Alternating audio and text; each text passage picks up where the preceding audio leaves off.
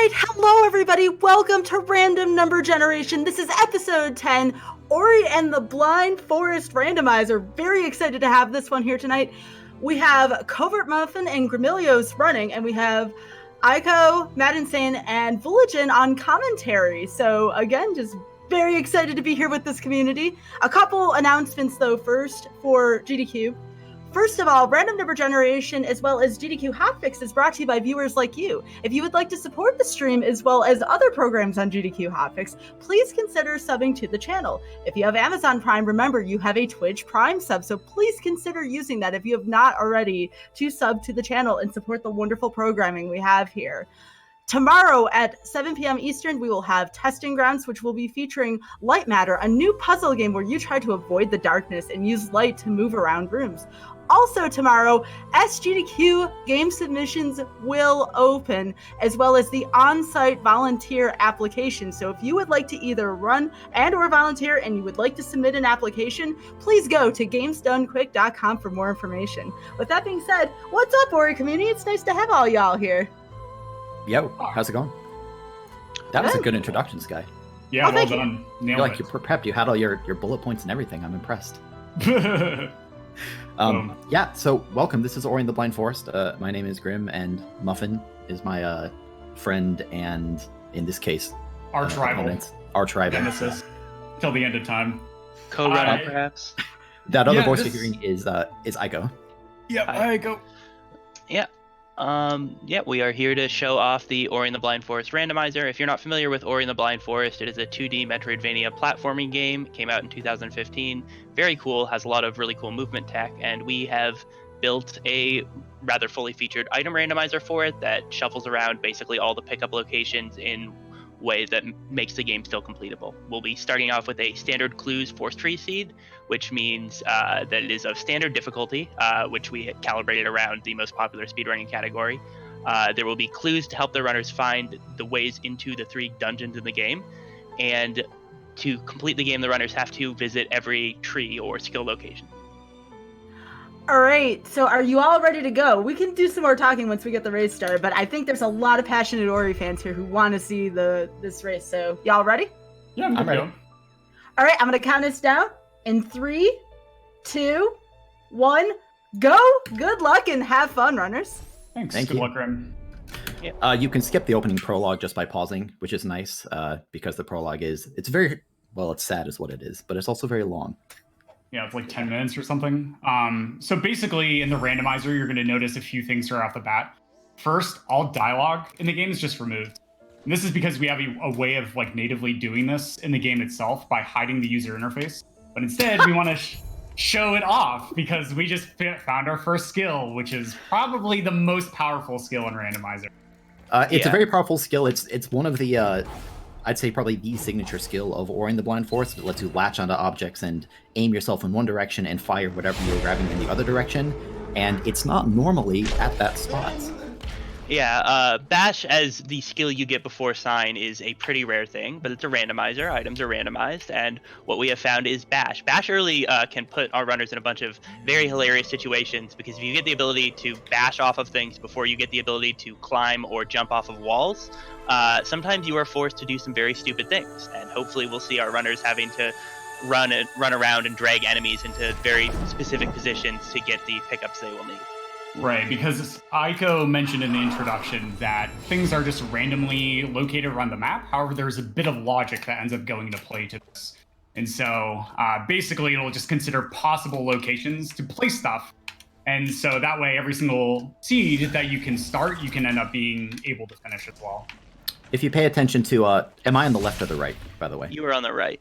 Okay, so if you pay attention to the right, I'm doing we have a trick called Frankie Walk. This isn't it, but I am walking this Frankie enemy over to the right using Bash. This is actually in standard logic. I have to take a damage boost on the spikes, and I'm going to use this guy to get up to a pickup that's way up high. This is in logic, and we'll see what it is.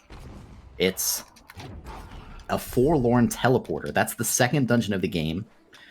Each dungeon does have a teleporter inside of it, and now I can go there. And so I did something that is actually considered a slight sequence break in the logic, which was swimming in the poison water, then using a command to be able to teleport back to the start of the game, which is randomizer exclusive. And doing that allowed me to find Charge Flame.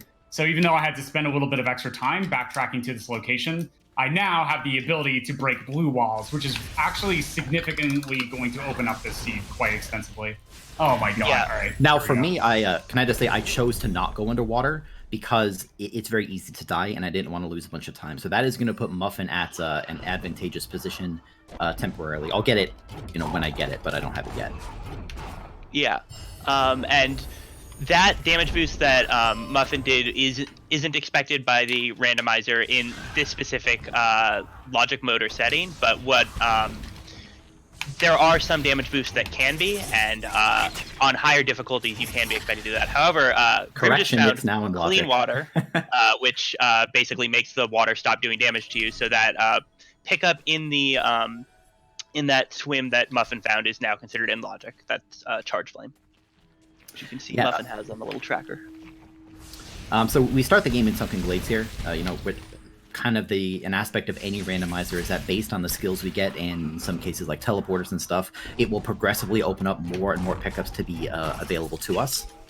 So right now, I can't see Muffin's stream, but I have to assume we're doing pretty much the same thing as far as trying to progress through Glades a little bit. Yeah. So something to mention right now is that this rock is special. Normally you can't actually bash off of giant rocks like that, but for some reason that one rock is flagged to be able to do so. Yeah, my best guess is it's set like that in the Unity editor, but it's really hard to know for sure. Now we're going to see Muffin and shortly after Grim head down to this wall jump tree area, where it is very likely that they'll have to abandon not one pickup, that right above Muffin's head right now. That almost always gets abandoned, but there's going to be another pickup here, and unless the wall jump tree gives a skill that he can use to grab it, he's not going to be able to come back for it until much later. In fact, neither runner is. But can I just say, that whole section was scarier than it looked because we're at the start of the game and both of us are low on health, and deaths in the early game can lose you a lot of times. So it sounds like everything went fine for you, right, Muffin? Yeah, I was good to go. Yeah, me too. That's a relief. So now we're kind of at a weird impasse. So I've unlocked Swamp Teleporter, which gets me access to the right side of the map. And this is actually really difficult for me and Grim routing-wise, because now like a huge portion of the map is open, which means that pickups are like extensively diluted as such. There's a lot of potential locations where we could find something important, but it's really important that we sort of stick to more pickup-dense locations. Actually, I'm going to take this Frankie here with me on a magic journey. Mm-hmm. Yeah. It sounds like you're maybe doing the thing I did earlier. Slightly different. He is taking a Frankie into Spirit Caverns to get up. That is in Logic in 3.0, one of the additions to Standard. Bash only. But what we don't have is wall interaction. Yep. Yes. So what that means is that Muffin, can do some double bashing tricks, but won't be able to, certainly won't be able to traverse Spirit Caverns as comfortably as he would probably like to. Yeah, meanwhile, Grim grabbed the Charge Flame pickup that Muffin told us about, and is now going to take a teleporter to... You know what? What the heck? Let's do it. Why not? I wasn't going to do that, but I'm going to do it. Going to find every single other skill in the game, Grim? Is that what I'm doing? Muffin alluded to how there are a variety of routing choices you could choose for this randomizer. Going to Forlorn Ruins here is slow because I have to wait for a 10-second teleporter animation. More to the point, I have to try to not die on all of these. That was dumb. I'll just take a second reset. I forgot that I didn't have wall interaction. Yeah, Forlorn has an interesting mechanic where you're supposed to ferry around this orb and use it to interact with all the puzzle structures. And when you have the orb, you can't use any skill but wall jump, Charge Flame and your basic attack, which has the downside of making it like slow, obnoxious too. But the plus side is you can actually come here if you get the teleporter very, very early and get all of these pickups here, which is sometimes like a gamble and like a waste of time that doesn't pay off, but other times it can definitely win you races you would not have been able to get very far in otherwise. I'm also having to slow down and take out these slimes. It's very slow, but I mean, it's early game. I don't have a lot of combat you grab options. Free Flame? I don't have it yet, though. Yeah. So, as someone who's new to this, would you all mind explaining the tracker just so we know what we are tracking and what the ultimate goals are? Sorry about that. Okay, so this tracker takes the base form of a skill wheel, and skill wheel is actually graphics from the base game. The big nodes that you see 3 of lit up on the outside, those are the skills. Muffin just found a 4th, that was wall jump. So the skills in order are Spirit Flame, wall jump, charge flame, double jump, bash, side climb, charge jump, light grenade, dash. And I'll shout those out as we get more of them. The runners currently both have Spirit Flame, Charge Flame, and Bash, and in addition, Muffin has Charge Jump. On the inside of that, we've got little spots for the 3 dungeon keys from left to right. Sorry, I'm excited. What did I just find? Grim just found the last of those skills that I mentioned, Dash, which is very, very powerful movement option. It is the if Bash is the best skill in the game, and I think it very obviously is, Dash is a close second. It is very good, enables a lot of really good movement options, and has in general just a lot of very powerful applications in and outside of combat. We will see a lot of cool stuff with that soon. It's certainly going to speed up the rest of the seed, So with Ori 2 coming up, and right now we're doing Ori 1 rando, someone in chat had said, is this game really good? So really quickly, how would you sell someone on this game if they had never played it before? And furthermore, how would you sell someone on Ori 2 or the randomizer as a result? If you like crying within the first 10 minutes of pressing a single button, then yeah, sure. I mean, I would tell people on Ori by saying it's an incredible Metroidvania game with really cool movement options. Bash is, in particular, is something that I had never seen in a game before, and it really changes how this game works casually. If you liked Ori casually, you may in fact love the randomizer because it will give you 100 or 500 more playthroughs of the game than you would have gotten. That is actually how I got into it. And Ori 2 looks like it'll be Ori, but with better combat, or all the things that are good about Ori, incredible music, incredible story, movement, and stuff, but with better combat design. So can't see how if you liked the first game, you would be uninterested in that. By the way, you can start to see me use dash here. It's very, very fast. Later on, I will almost certainly be able to upgrade to charge dash as well. Yeah. We'll cover that when it comes up. Muffin in Grotto just found Charge Jump, which is the last skill you get in the base game. It also known as Up Go Fast. It makes Ori fly very rapidly in the air. It breaks buildings above you, and it does 50 damage. For reference, the Spirit Flame attacks that we see them doing, those do 2 damage. So Charge Jump is very good, and specifically very good at killing anything that is above you. Yeah, so as a meme within the community, if you're familiar with the Link to the Past randomizer, Charge Jump is known as one of the 3 pieces of the Triforce. However, in this case, the Triforce doesn't really unlock anything, but what it does unlock is a really cool glitch known as the grenade jump. So hopefully we get to show that off tonight. Yeah, I think there will definitely be opportunities. And yeah, now we see Grim doing that stuff we were watching Muffin do earlier, but Grim has dash, and that is going to make the movement through this area just that much faster. Yeah, it's an interesting situation. Muffin is definitely ahead of me in terms of this right side exploration. I will probably end up backtracking not backtracking. I will follow in Muffin's footsteps, most likely. We're both very experienced at the randomizer, so decent chance that we'll make similar routing decisions in similar spots. Yeah. Muffin is doing a very intricate trick here where he is basically saving and... Oh, nice, you didn't die. I'm surprised that worked. All right, so basically Muffin did a save in a place where he very much wasn't supposed to. I know where you are, Muffin. So I now found the second piece of the Triforce, which is grenade. So if I find climb, I am going to be able to move pretty much just as fast as if I have dash, but I have to be able to nail a 1-frame trick over and over again to be able to do it. Yeah. Grenade jumps are really cool, and I hope Muffin will be able to show us off that. Grenade is just also in general, it is a better version of Charge Flame in terms of interactivity, and when you have both grenade and bash, you can do very powerful movement options because you can bash off of grenades if they're thrown on the ground, and you're not running or falling off a cliff. Anyway, sorry, I'm excited because I found wall jump. I finally have wall interaction. Yes. So that's good. I went into a little pit where I found wall jump, and I actually would not have been able to leave it unless I found my wall interaction right there, which I find pretty amusing. Oh yeah, I would have had to back out. Yeah, and it's actually definitely possible for the randomizer to require you to go to a place and then leave immediately. and then come back, because you can have in these situations where players don't have wall accesses, things they need and are required to proceed, but in places where they can't get out.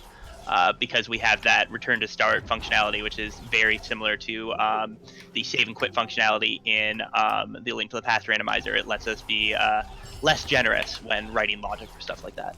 Yeah, so coming up here, I'm going to do a really neat trick where I'm going to chain multiple grenades together and then just bash off of them sequentially. After you bash off a grenade, it actually ends up disappearing. However, because I can throw multiple in the air, then I can actually get multiple bashes. And this actually allows me to skip a huge platforming section, which is really nice. And so we're going to be showing this off a lot tonight, so we'll probably explain it a couple of times. But what I just did there was I ended up saving the game by leveling up an ability during a cutscene. And normally you can't do this, but by doing a specific set of inputs, because I'm a speedrunner, I was able to gain control of Ori during that cutscene itself. Yeah. Muffin's actually stacking a series of cutscenes on top of each other. Yeah, I missed it. But that's okay. Yeah. It's interesting. You can, if you do the movement that he was going for to check those two pickups, you can stack the cutscene we're seeing right now with the initial stare at the tree cutscene. But given that he was able to check both those pickups during that time, it still works. And speaking of tricks, Grim over here. Oh no! I don't like the that. Triforce. No! Right, You made Grim a is- very excited sound. That's bad news for me. Yeah. Grim Wow, is Covert. showing off a trick that we is popular, or really changes the route for the. This is actually a cool trick because it was discovered in Randomizer. It's basically a way to get into the swamp area without having done the Ginso escape first. And if you do that, you can do with Bash. It's a little spooky. I'm gonna do it, and I don't think this is smart, but I'm committed now, and I'm gonna do it anyway. That's valid. I respect that. I like Yeah. that. Thank you, Sky. Can I just say I have 1 energy? I really want to save. Okay, there we go. Oh yeah, I only have 1 energy as well. All right, Pro that's okay. tip for Ori speedrunning and also the randomizer: you'll gain a lot more time by just not taking silly deaths than anything else. Yeah, saving is very powerful strategies, and the has like technically gives you options when you level up how you spend your ability points, but it doesn't really. And the reason it doesn't really is you'll look over at Muffin and you'll see that he has just got a grenade jump with the ability menu open and almost. I accidentally quit my game. Oh no! That's okay. It is still faster to quit the game, as Muffin did, than to actually watch the cutscene he almost ended up showing us. So that's good. So also so a grenade jump, what it does is the frame after you throw a grenade, if you're holding onto a wall, if you charge jump out of that, you end up like stopping the deceleration, so you go insanely fast. A lot of these jumps, well, first of all, it's 1/60th of a second timing press between the grenade key and the jump key, so it's insanely precise. But then, also on top of that, a lot of these angles are actually also incredibly precise as well. And so that one I did in particular has only 2 angles that end up working for that. So getting that like first try was pretty insane for me. Hey, can we take a minute and revisit what clues means? I think that's going to start to become relevant. Yeah. So every 3 skill trees that we see our runners get, and we've currently got Grim has and Muffin actually both have 3. I just don't think it's the same 3. They will get 2 actually. You are correct. You have 2, and I'm bad at counting. So basically, every 3 skill locations that you get the general location of one of the dungeon keys. For example, a clue might say Gumon Seal in Grotto, and it might say that because the Gumon Seal's in Grotto. Muffin just found it. Very nice. A good example you chose. I'm sure that was coincidental.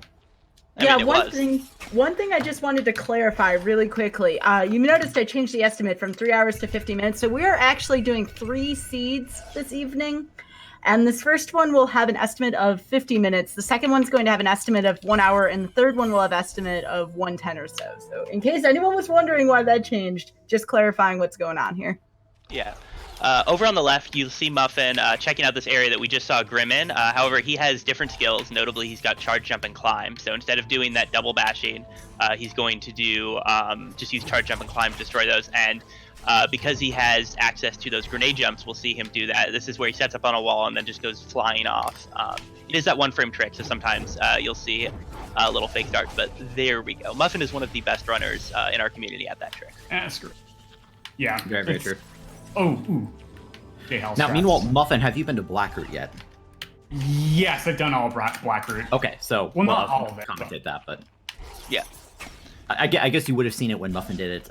Blackroot is a very dark zone. You have to carry this light orb to the end. More importantly, there's a skill tree in here, so that's the reason I'm here. Yeah.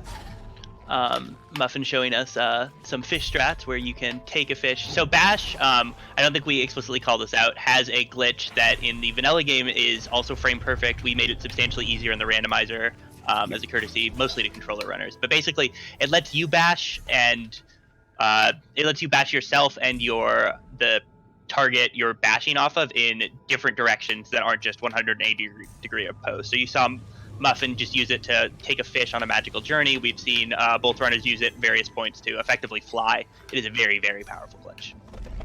Yeah, it's incredible. Have you found another energy cell yet, Grim? No, I haven't. This Nope, you were both on one energy. This is the longest I've ever... I feel confident saying this. This is the longest I've ever gone in a randomizer seed without finding more energy. Yeah, this is amazing. It's terrifying late game, but it's pretty amazing now. To kind of give an update on the state of the race, like I said, I can't see Muffin, but our goal is to activate every single skill tree plus one feather. But the point is that we have to not necessarily collect all skills, right? Because it's a randomizer, but we have to go to all the locations where the skills usually are. In order to reach all those locations, we need a number of skills. Yeah, like I'm probably not going to end up getting Dash Seed just because I don't need it anymore. You don't want to go to Forlorn? I do want to go to Forlorn, but I don't need to. Oh, I gotta keep that. I just found my climb finally, so. Yeah. Grim also showing off some cool movement where he was jumping over some crushing boulders. Not actually necessary when you have dash, but it's really cool to see, and also there's nothing, you don't really have anything better to do in that time while you're waiting for the cutscene. Have we talked about the distinction of left versus right in when we look at these seeds, like of the map? We have not. Muffin is actually in that area right now, so this is a great time to talk about it. So Ori is mostly split into two parts in the base game. There's the part basically before Bash in the Ginso tree when you get access to, or where you're getting your basic skills in Bash, and then you finish the Ginso tree, you get Stomp, and that basically unlocks the left half of the map. And where that unlocks is this room that Muffin's in right now, and Muffin would normally need Stomp to get through this room. You normally need Stomp to get through this room and Bash to get through the next area. However, with Bash and this little friend that Muffin is bringing on a ride, you can sort of get around the need for Stomp because, interestingly, the way that this enemy's attack is coded, it works like Stomp. So if you use double Bash and get this enemy up here and then aggro him, he will stomp on the peg, like Muffin is demonstrating now. And then when he does the last one, the cutscene starts before he can damage you, and you can bash during cutscenes in this game for some reason. So that is how Muffin avoided taking damage there at the end, which I think is really cool. Yeah, meanwhile, on my side, actually, I don't think I want to go into here. I'm going to do it anyway. I'm still trying to clear out some trees on the right side of the map. And I'm going to start by going down to Double Jumping Grotto. This is an area that you would have already seen on Muffin's screen, but of course I still need to do it. And my reasoning for routing in this way, I have the same capability to double bash the frog just like Muffin did, but I would rather, stick to the right side of the map that I know is in logic, and then hopefully I find some additional skills. Now, in the context of this showcase, it's kind of cheating. I already know that I'm going to find some skills, but generally speaking, this is the routing I would choose. Yeah, so I'm going to start talking because what I'm doing is crap. Quite difficult. Yeah, Muffin is setting up an interesting. So basically, there's a room, Muffin's trying to get access to a room in a very particular way. This room that he's heading into will trigger a cutscene when he goes in, and if he can get far enough into the room, it will also trigger a cutscene that murders him. But if it happens during the first cutscene, he will be able to access the room in an area where you're actually just supposed to die. Alright, but it is. Way. All right. It's just to show this off. Okay, Yeah. so what I'm gonna do is I'm gonna come over here. I'm gonna lay one grenade down on the floor, bash through, and even though I enter this cutscene, I can still end up bashing. You can't move or anything. And now that I trigger the instant kill death plane, I'm in this weird state. It's misnomer as a zombie Ori, but really, basically, I just can't save the game except for at really particular spots and locations. Then what I'm going to do is, while I am in this state, I'm going to come up here, hit these rocks, which normally you stomp on. Oh no. Oh, okay. These birds can be pretty good. trolly. Yeah, there we go. And then after I collect this feather, it's counted as a skill location. Normally you find feather here in the vanilla game. And here I've already found feather in another location. But You have feather? Oh man, yes. I'm in trouble. I remember where it is. Yeah, If also. you need. That's okay. there are a few I'll keep things searching about for a while, but Okay. And so this is going to save the game for me. And as I mentioned, I can't really save the game right now. But if I just quit and reload, for some reason this removes this state. And the cutscenes are no longer there because I destroyed those. Yeah. So basically what happens is the game kills you in the middle of the cutscene, but because you're in the cutscene, you can't die. And the game is very confused about how to handle that. And it won't let you do things like try and save. Because you're not supposed to be able to save after dying, but there's a bunch of other things that you can still do when you return control. And what Muffin did, which was run around, break the rocks, and move the game out of that state, was all just allowed stuff. Yep. Grim, have you found Ginso TP? I'm just going to ask. no, I have not. Okay. All right, cool. I'm currently heading to the charge flame tree. This is one that I have had the capability to reach for a while. It just didn't really make sense to come here until now. But especially with dash, it's a relatively quick dash through glades. And also, I can now turn around from the charge flame tree and head to the spirit caverns because I want to go to the glades area so that I can start to go left side, which is the area where I assume you're probably still at. No, I went back to Grotto. I forgot to get double jump tree. Oh yeah, whoops. Sorry. Yeah, Muffin's That's doing okay. some miscellaneous right side cleanup, checking some areas. Have you found an energy cell yet? Yes. Muffin's on 30 energy actually. Oh Yeah. my god, you're just You'll rolling find in them. energy. You'll find them. You'll find them. But what if I never find them? What if I'm stuck on one energy forever? Then they will feel abandoned and sad. That'll be so sad. We'll play Despacito for you. Sky, how are you That'll doing? work. I'm kind of thinking about what it would be like to have Despacito in the soundtrack of this, now that you mention it. No, actually, let me take a look. So y'all had already explained how you can kind of tell who's ahead, and I may talk about that occasionally. Yeah. We talked Yeah, about... so we can touch on that a little bit more. So basically, Sure. once again, we added this constraint that we must visit all 11 skill locations once again, and this is like we literally can't start the final escape, which brings you to like end game. So because we can't do that yet, we're still going around and getting to the skill locations. And then the rest of what we're doing is just trying to find ways to get to those skill locations because they're very difficult to do. Yeah. So the big things now are that neither runner has a way to get into the two dungeons that they need to get into. Neither runner can get into the Ginso tree, and they need that for access to the Bash tree. So they need the water vein or the Ginso teleporter. And then neither runner has the Horu teleporter or Sunstone, which they need to access the final escape that Mushmon was talking about. As far as progress, Grim has 5 trees to Muffin 6, and what is that? 5 skills to Muffin 7? Yeah.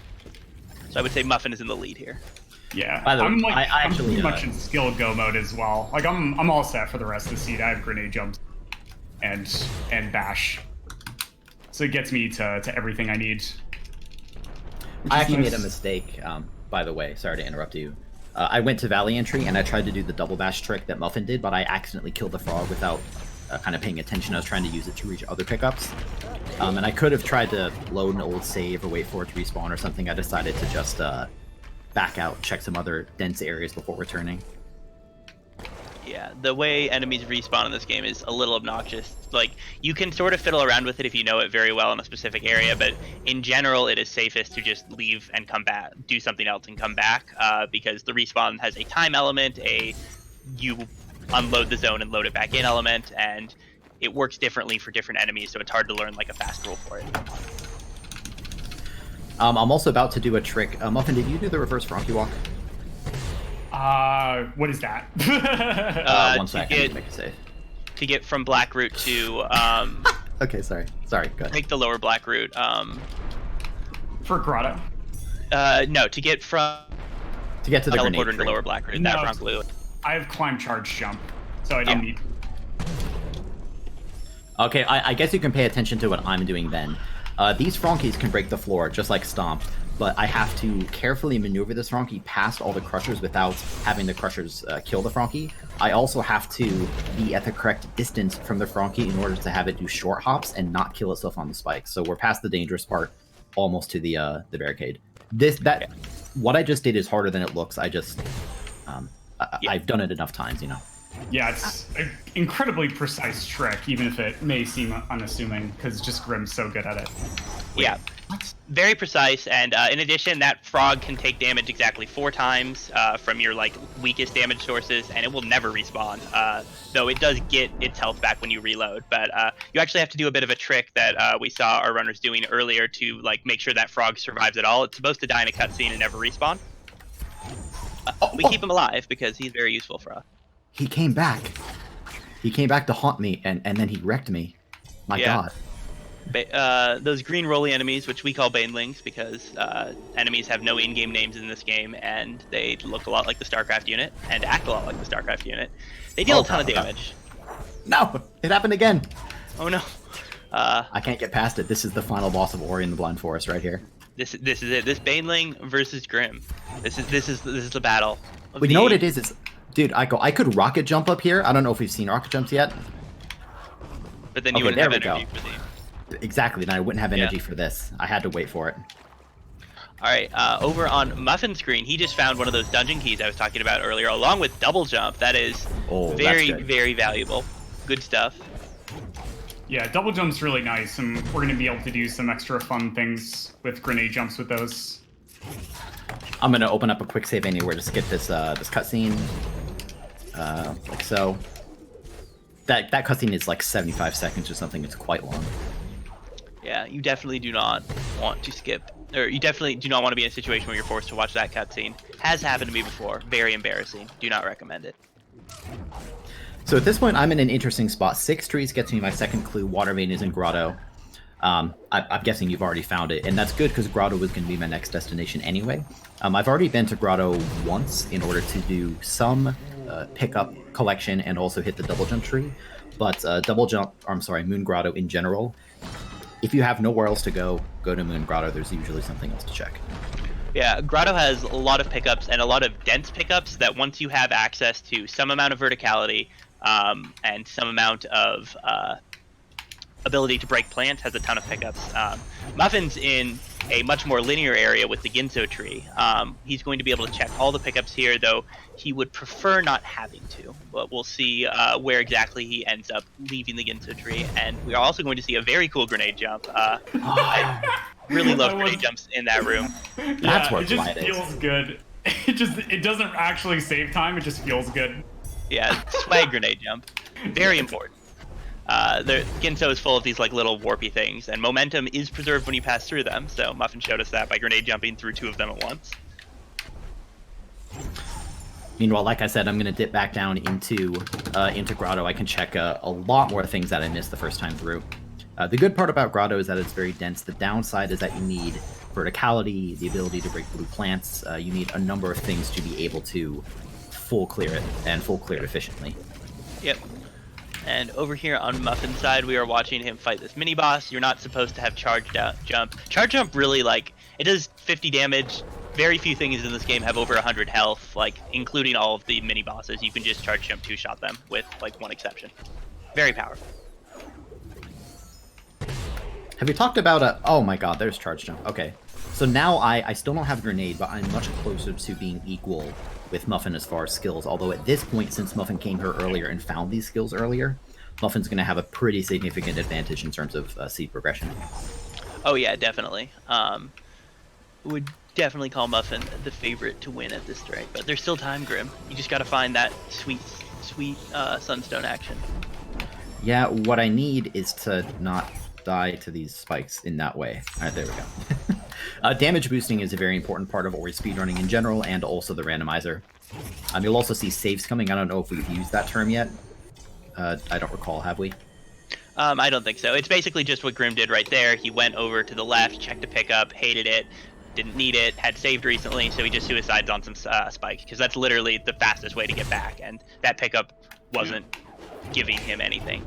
Over on the right, we're going to see Muffin doing a randomizer modified version of a very important trick in the regular speed one called Sorrow Bash. This is where you ignore the fact that you're supposed to have wind in this area to get through, and instead just do a series of bashes and double bashes and ride a bird to sorrow. The developers didn't really quite reasonably expect anyone to do that ever, and because of that, Sorrow just has wind all the time, even though in the base game you don't have, the wind isn't lore-wise on until you've turned the Forlorn Runes on. At one point they were looking into fixing this, but it didn't really impact anyone's base game, and the speedrunning community begged them not to, and they listened, because cool devs like that. Thumbs up. They really, really are. A big shout out to Moon Studios. Back in the vanilla version of the game, like within its first year of release before Definitive Edition, there was a patch that inadvertently broke our speedrun route by changing the AI of a particular enemy. And within 24 hours, Moon Studios had reverted the AI of that one enemy just so that we could continue using our old route. They're very, very supportive. I mean, the game's a fantastic speaking anyway, but also the devs are very supportive. It's awesome. While we're on the subject of devs, would you have any kind of community and or dev shoutouts either related to vanilla or the randomizer? Oh yeah. So first off, like Sigma Sign, who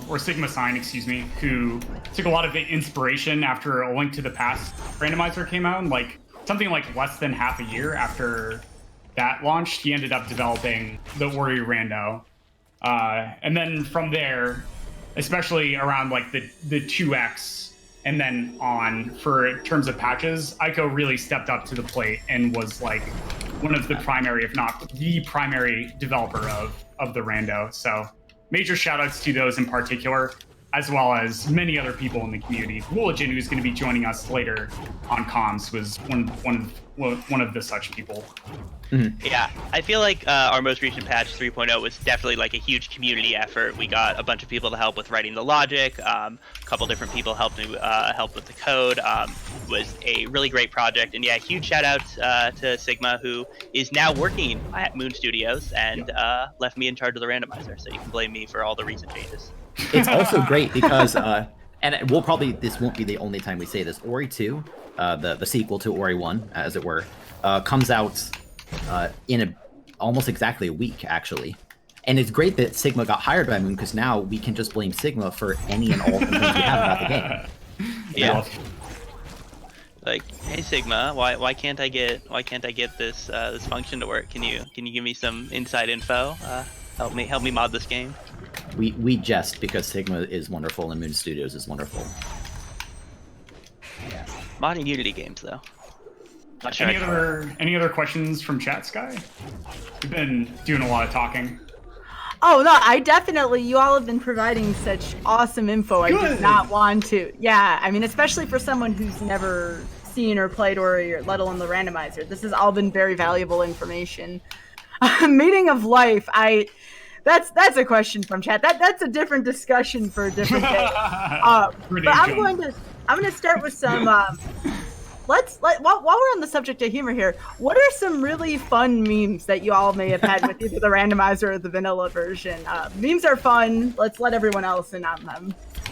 Mapstone 9 is a good meme. Everybody loves items being on Mapstone 9. Oh boy. Required items to finish.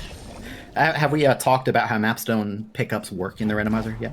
We haven't, which is wonderful. So in Ori and the Blind Forest, you get these items. You see that little like they're the items being counted in both the top left of Muffin and Grim streams. And what those are map stones. You can turn those into that's a hint. You can turn those into map locations. And in the vanilla game, all that does is it just tells you where in just gives you information about how the map is laid out. It's a randomizer, but it's not a map randomizer, so our runners already know that. What Sigma did when designing the randomizer was make it so that when you turn in those map stones, it gives you access to an item. And the item that it gives you isn't based on where you've turned it in, but how many map stones you've turned in so far. There are 9 map stones in the game, which means that if you are very unlucky, and there's something on the very last one of them, you need to find 9 map stones, turn, and then go to every zone in the game with a map stone altar and turn them in. This is not fun. There's no quick or easy way to do this, mostly because you have to find 9 out. We were a little bit merciful, and so there are 11 total map stones in the item pool, but that is an item pool of 256 distinct locations that you really don't want to be searching for map stones. All right, so we have another question from chat here. What exactly does this randomize? And again, this is good to recap for anyone new who may have entered the channel since the beginning. All right. What we have here is a mod for Ori and the Blind Forest that is an item randomizer primarily. What an item randomizer does is it takes the locations of items in the base game and changes them. So look over here on the left. Muffin is about to pick up this orb. In the base game, that was 200 EXP. In the randomizer, on this seed is an ability cell. It'll be something different almost every time. That keystone's a health cell. It can be a skill. It can be a dungeon key or world event. It can be experience. It can be literally nothing, actually. That is something that can happen. We have 2 pickups that are essentially literally nothing.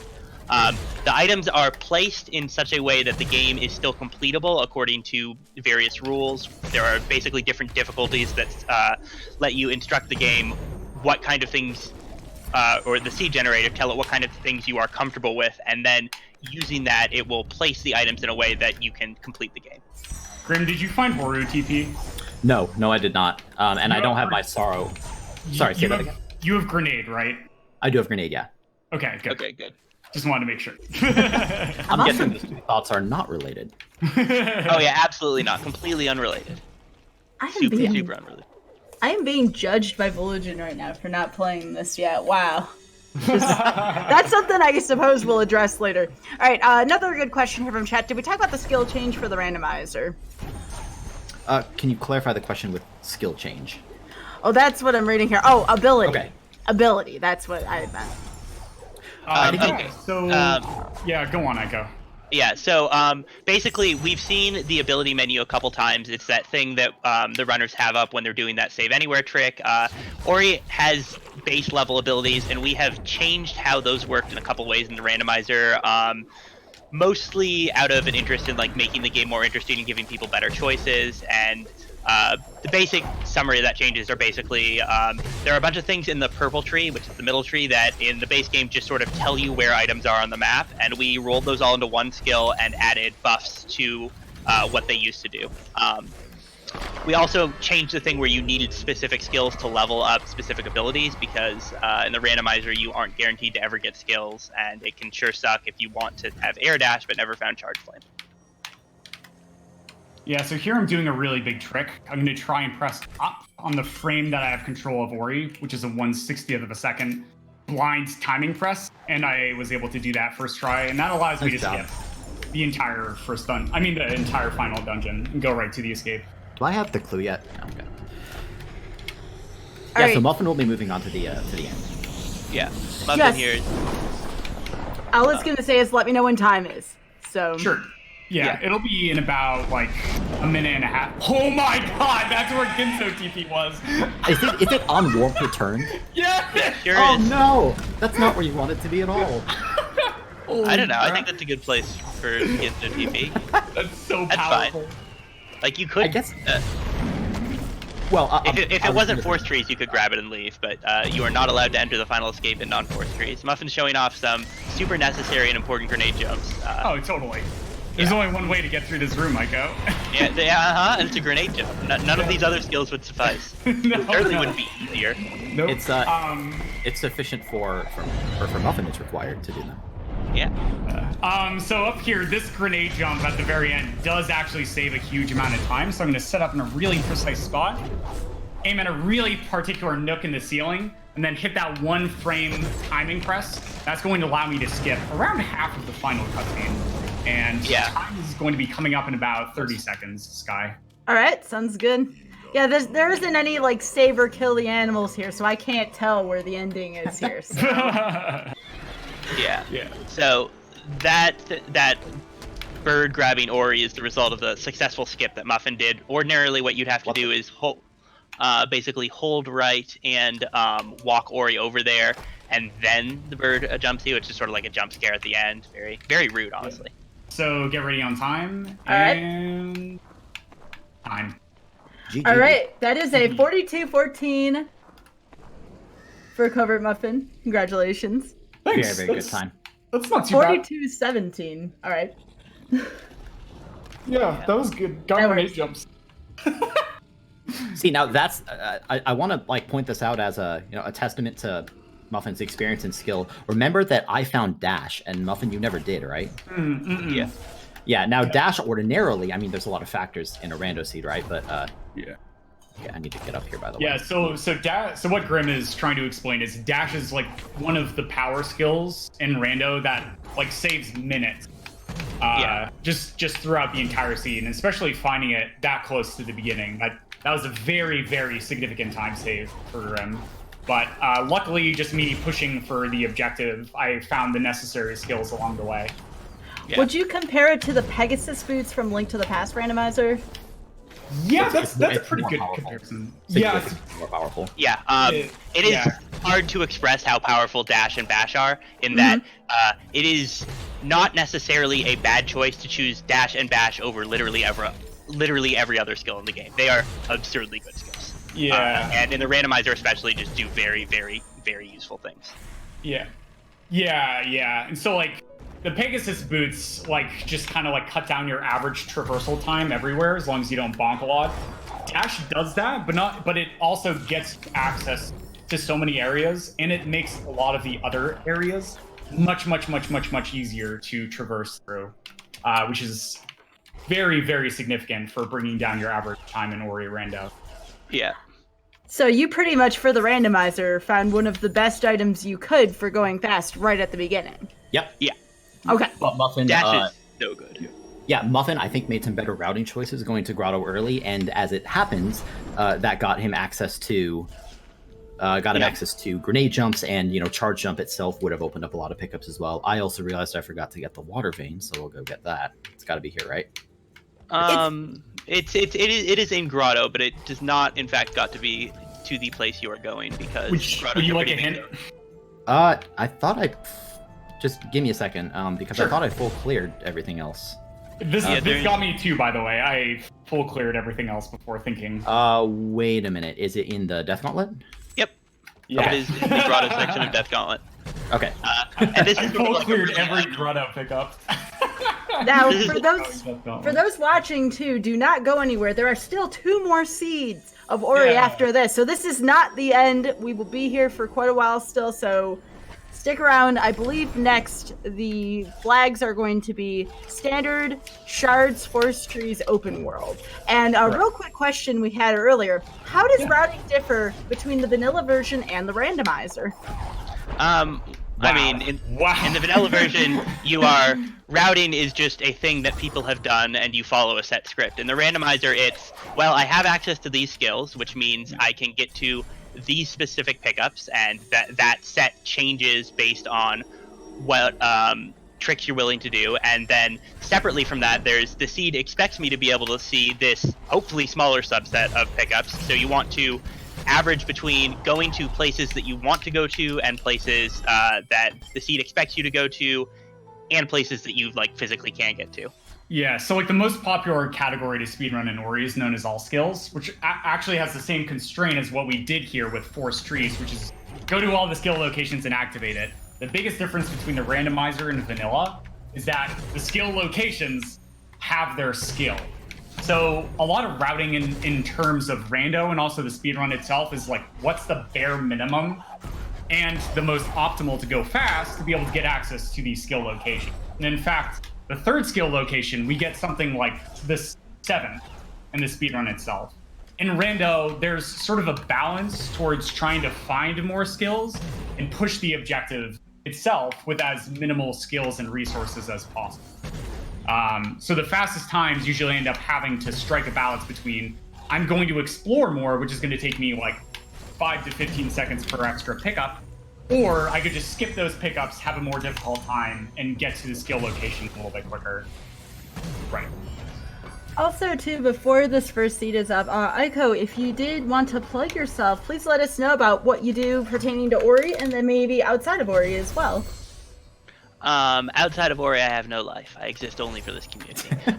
Inside of Ori, I've been doing a lot of work on the randomizer. I built basically all of OriRando.com, and the co-op mode in this game, the bingo mode in this game, the backend code for World Tour, stuff. It's cool. I'm excited to both play Ori 2 and get together a bunch of different people and work on a randomizer for that. We've actually already made some preliminary plans because we are eager beavers.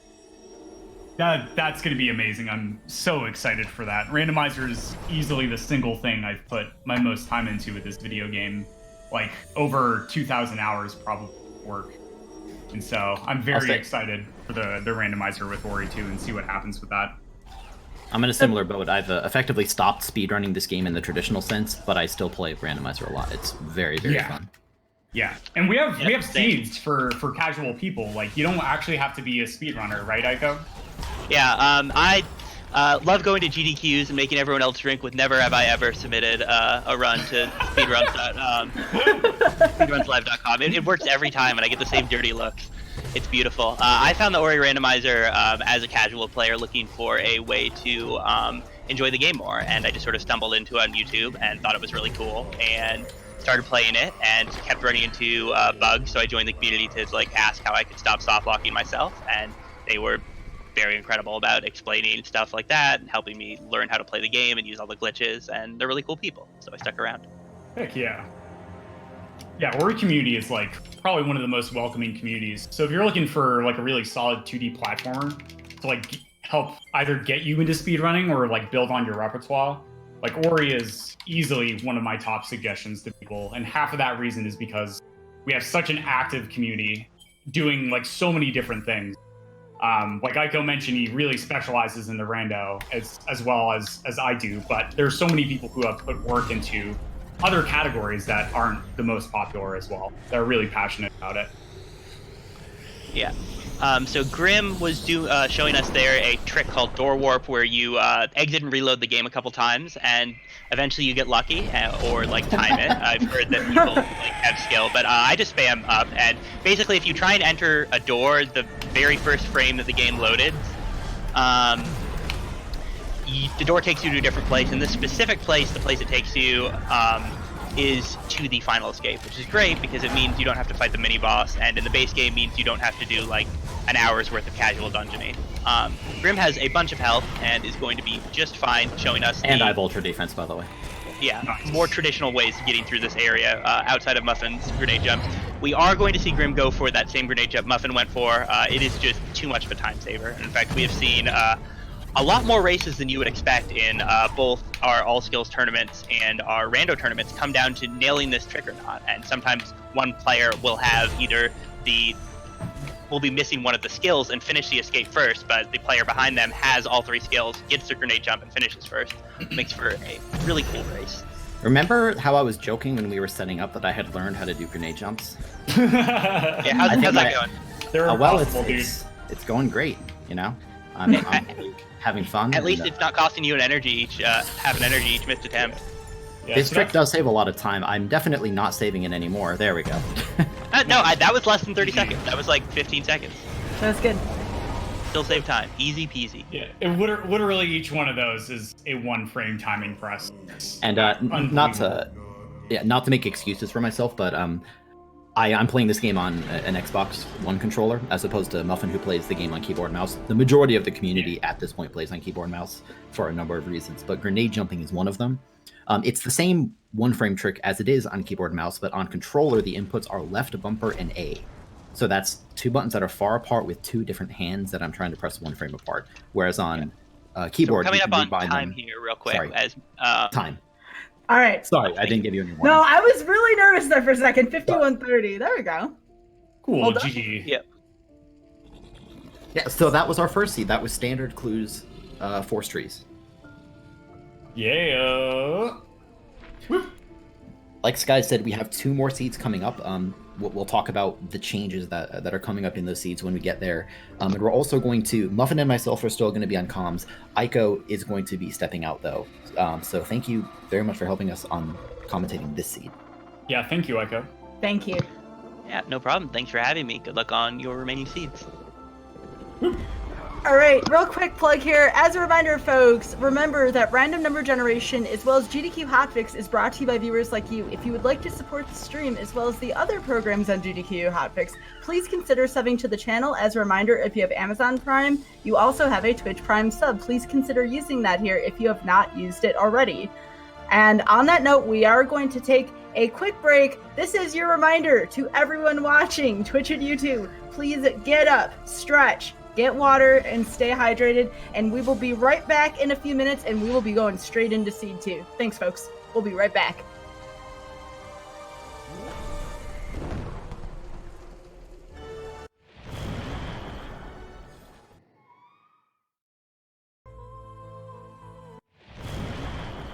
Hello, folks, and welcome back to Random Number Generation. This is episode 10, Ori and the Blind Forest. We have Grim and Muffin here as runners, and now we are joined by commentator Mad Insane. Welcome y'all back. I'm going to give a countdown real quick, and we're going to dive right into the seed. We're going to talk about the tracker again, and we will talk about what is different about the seed, and we've raised the estimate by 10 minutes. Every single seed is a bit longer as we go along.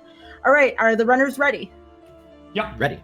All right, I will count down from 3. In 3, 2, 1, go. Good luck and have fun. Thank you. Thanks. Good luck, Rim. So, first of all, the big thing to talk about is the difference between this seed and the previous seed. So, in this seed, the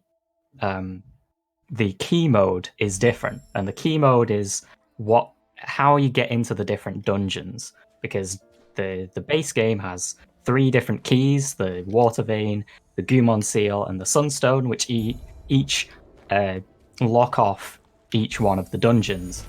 And normally, if you just like randomize everything without just planning things out, then you could end up having the keys in just some really awkward position and having no idea where they are.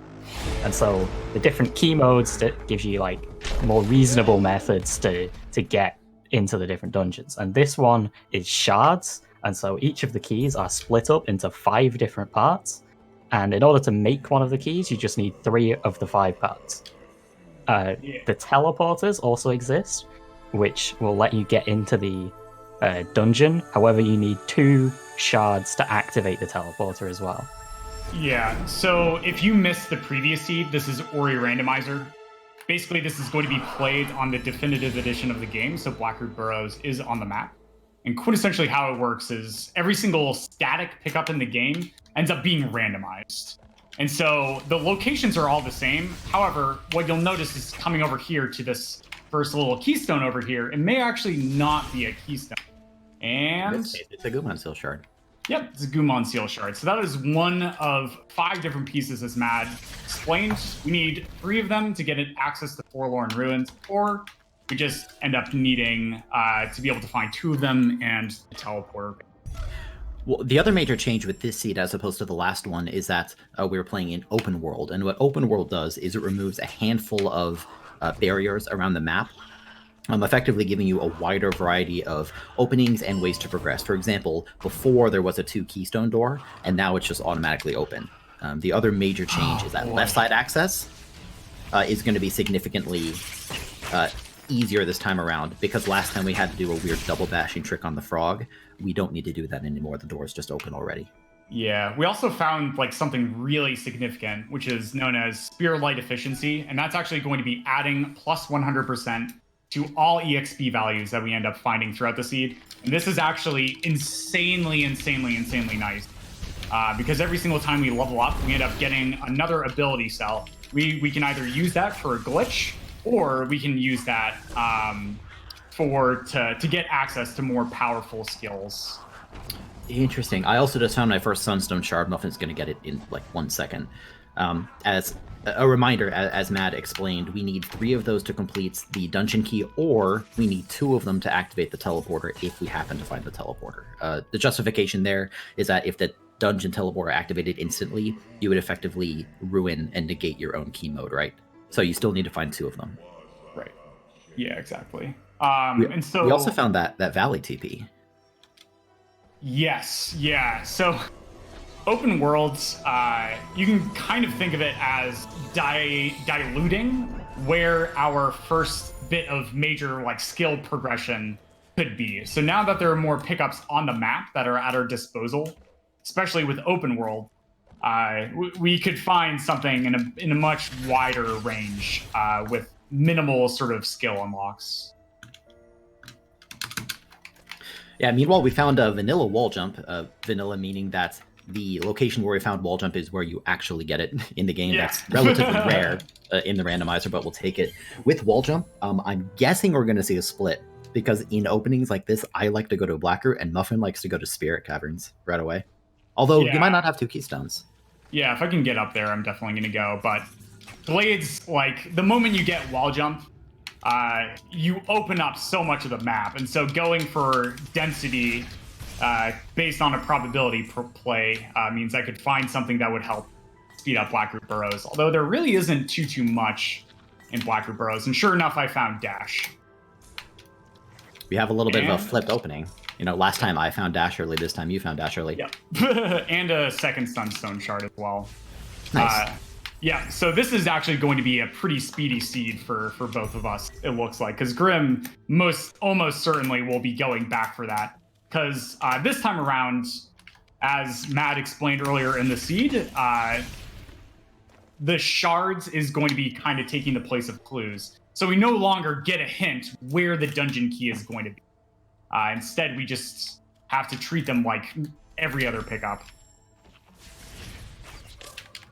Yeah, and the big thing about this change between sort of knowing the precise area that the key is in compared to the key could be, like the different parts of the key could be anywhere throughout the map except in its own dungeon, means that you change from like only picking up the minimum set of things that you need to barely get along to the more thorough style that Shards lends itself to, where you're trying to pick up as many pickups as you possibly can in as short a space of time as you can in order to maximize your chance of getting the complete 2 dungeon keys that you need, because you always need the Water Vein and the Sunstone to complete Force Trees, which is the goal mode. And what you just saw on Muffin's screen is an energy glitch, which when you place an energy in the door and then you leave the location of the door and place the energy in at the same frame, then the energy gets left in the door and it will save there until whenever you can come back later. So that since the Muffin only has 3 energy, normally couldn't be able to open that door. But now that he's glitched an energy into that door, whenever he needs to, he can come back later and he'll be able to unlock that door with just 3 energy instead, because there's 1 already waiting in there. Yeah, and so like with 2 energy, there's another way we can sequence break into that right side area through that energy door. However, this way with the 3 energy is like so much faster. So setting that up now, and then afterwards, I know there's going to be certain locations where I'm just going to be forced to fully refill my energy bar. That I'm going to make use of that, and then just return the final 3 energy I need to get access to that. I want to point out I found clean water at the dash tree. Muffin's going to find that momentarily, so me saying that doesn't really affect anything in Muffin's routing, especially because he has to activate the tree anyway. Clean water is really nice. It opens up a number of pickups. You saw it last seed. And believe it or not, if you kind of project your mind forward all the way to the final cutscene, it's nice because it makes the final cutscene a little bit safer. Yeah, for sure. And that's the thing. One aspect of this which is interesting is that once you're very experienced at the Warrior Randomizer, you'd be surprised how early you start wondering whether you can finish the game. Do you agree with that? Oh, yeah 100%. Like when the randomizer first came out, I mean, there's been a lot of changes since then, but like seeds on average were about like 2 to 3 hours. And now it's like my average time for like the last seed, which is the one I just played the most, is probably about like 50 minutes, I want to say. So it's come down quite a lot. And that's just part because of experience, as well as people have just gotten better at the video game. Mm-hmm. Yeah, Matt, you're also a very experienced randomizer player. I know I've faced off with you at least once in one of the tournaments. Yeah, I've played far too much of this randomizer, far more than I've actually played the normal base game. Because again, there's just the randomizer, the whole thing of being able to sort of constantly figure out logic on the fly and do your own route on the fly, and also just coming up with weird and wonderful tricks to get anywhere you need to go. That's what really just sort of drew me into the randomizer. Now this is really interesting. At this point, I have a cool choice to make. I found my dash, same as Muffin. I've also been through Blackroot. So we have that Valley teleporter. I'm going to choose to not go there yet. And the reason is that although I could get access to like 1 or maybe 2 pickups, I'm going to have to skip most of it, and I still have to wait for like the teleporter animation, so it probably wouldn't be a very good use of my time. I'm going to turn around and head further down into Blackroot Burrows instead. There's not a lot down here, but there's a little bit. Yeah, okay, cool. So you're going to find this. So I just found double jump, which is actually really good for both of us. So in terms of skills, because we can sort of build off what we were talking about last seed, getting skills that get you sort of access to new areas is a really big part of being able to go fast in the randomizer. And so these can be sort of broken up into like 3 different sort of designations. One are power skills like dash and bash and charge jump. And then another one is something known as verticality. So charge jump gets us a really, really large jump height. So that is verticality as well. But what we just found is double jump, and just simply being able to jump a tiny bit higher is going to be making a huge significant difference with like the number of pickups that we can check. Yeah, it certainly opens up a bunch of things in Glades, which is nice because after that, I didn't really have very much that was on the table. Like I said, there's still that Valley pickup, but I'm going to choose to go through Glades. Again, this is now like the 3rd time I've gone through this because double jump opens up, opens up a little bit anyway. I still need that 2nd keystone to get into Spirit Caverns, by the way. Oh, interesting. Yeah, I have 2 right now. So I guess I could go there.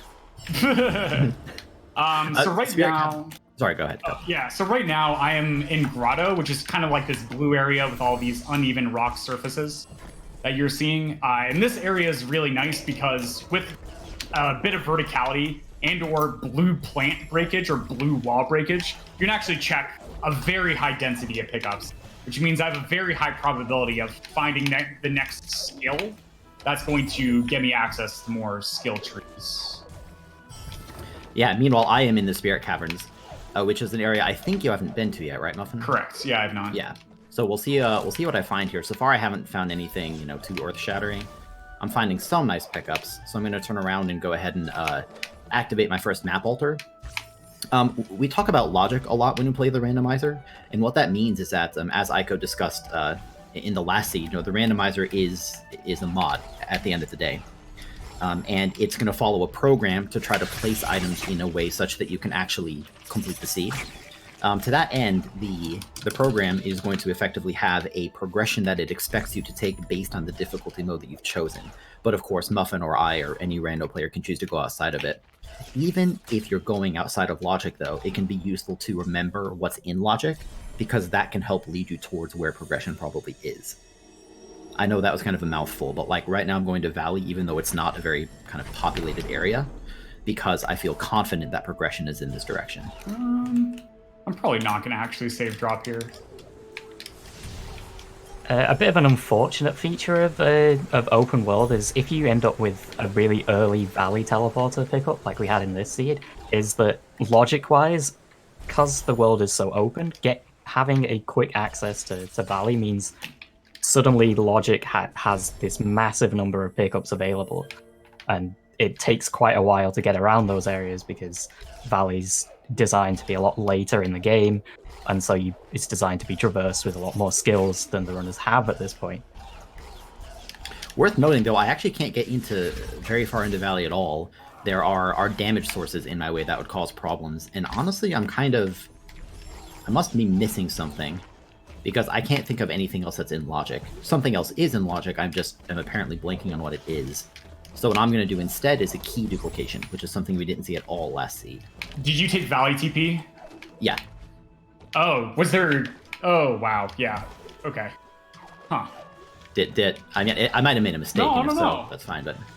Yeah, I just sequence broke to right side. Yeah. There's like... Which is a very good sequence break to do, by the way. Yeah, there's like lots of keystones over here. So maybe there's like a fourth energy hidden somewhere that we just didn't think of. Yeah. Anyway, that death I just took was intentional. I put my save in a particular spot, and then put some keystones in the door and died close enough to the door that the keystones were still in there. And the game has a glitch, well, or a bug, whatever you want to call it, where it refunds my keystones twice. I think that's how it works anyway. Yeah. So because the scene that Grim had saved in was outside of the area that loads the door unloads, and then the game goes, okay, better return your keys to you, but then you also die, and then the game also goes, okay, better return your keys to you, and therefore you end up with double the amount of keys that you would normally have, and this means you can effectively just repeatedly dupe as many keystones as you want. However, of course, it costs time, and we're trying to be fast. So you don't want to do it too much, especially in a slower key dupe area that Spirit Caverns is, when there's much faster ones available later on. Yeah. I'm also going to intentionally watch this cutscene here at the Grove Teleporter. It's slow, but it unlocks a teleporter for me. And so I'm going to hope that investment of watching the cutscene was worth it for being able to easily teleport back here later. I know, Muffin, you're often a fan of skipping that. So, I mean, we'll see if my investment paid off. So now that I'm here, I want to bring up that topic of logic again, because I had to do a key duplication to get here, right? I only had 3 keystones, and I needed 4 to get through the door. Doing key dupes is never... What? Matt, have you ever seen that before? Wait, I'm not sure what just happened. So what I just did is I dashed along a sideways moving crusher, and it caused me to instantly die. Oh, yeah, crushers are a spectacle in this game. Things happen, but we don't really know why. Sometimes you just die when on crushers. I guess the game like partially clips your hitbox inside the crusher or something and goes, better get rid of you. But it's just a little bit unfortunate. There's not really a huge amount we can do to prevent it. Yeah, that's okay. Speaking of unfortunate, I have a quick question for both the commentator and the runners. This is a very common question we ask. What is the most awkward and difficult, or you can separate that if you want to, position you can be in when it comes to this game? You could be at the beginning of a seed, it could be towards the middle, it could be lacking something towards the end. What is one of the worst kind of spots you can be within this randomizer? So for me, it is starts to seeds that involve the skills wall jump and charge flame, because wall jump allows you to like jump up walls, which is actually fairly important. But also what it allows you to do is it allows you to do large stretches of the right side of the map without actually being able to do much of anything else. So what the game will do is it will give you charge flame, which gives you the ability to break plants. And with just those 2 skills and some teleporter that gets you to the right side of the map, you can be stuck for about 20 to 30 to 40 minutes just trying to go for one-off pickups without ever like finding another skill. So those seeds in particular are pretty brutal. Yeah, I would agree with that. For me, I would add a slight variation to that. And say that I am really not a fan of climb-only seeds, where climb is your only form of wall interaction. Yeah. Climb, in many ways, is the same as wall jump, but in some important ways, it is not. Wall jump is you get quite a bit more versatile. You can get a lot more of a boost off the wall with a wall jump than you can with a climb. And Muffin, I'm going to be honest, I must have missed something. Let me keep searching. I've checked everything that I can think of that's in logic, so I must be making a mistake of some kind. Maybe there's some weird way to like go from Valley TP to like what is it? Valley entry? You know what I'm talking about? Yeah, I thought about that, but I only have 3 health. So I can't remember that actually 3 do- health damage boosts are in standard logic. Right, but I can't even survive 3. That's what I'm saying. I die immediately. I only think have you- 3 health. I think with like air dash, you should be able to get across there without even getting hit. So, also, what I will say is that there are instances in the logic, I have no idea if this is the case, where you can get iframes from taking 1 damage from something, and then that allows you instead to be able to survive that. Also, air dash should be in logic. Yeah, Grim, by the way. I think that's the aspect that I forgot, and that is one of the changes that came about in the 3.0 plus versions of the randomizer, rather than the 2.x, which is what I had spent most of my time on prior to, 3.0 coming out. Yeah, I think this is a bit of a weird open world seed where the case is something that you wouldn't normally remember is open. Yeah, I found it, Grim. It was Grotto TP at Valley Entry. Okay, so it was that air dash thing. Yes, I believe so. And Swamp That's TP. really interesting. See, but like I learned something new. I've put so much time into this game, and I still didn't know that this was in logic. Yeah, there's a lot. That's really interesting. Yeah, there's a lot to keep track of. And even when me and Grim were doing like practice seeds in general, like I also learned like small little bits of logic as well. But Grim alluded to earlier that he watched this teleporter cutscene, and I'm actually gonna skip it because I don't actually need it. Because I have the ability to break blue things because I have dash. And now that I've broken that floor, I can get access to the same area. So the teleporter won't actually save me much time. Oh, nice.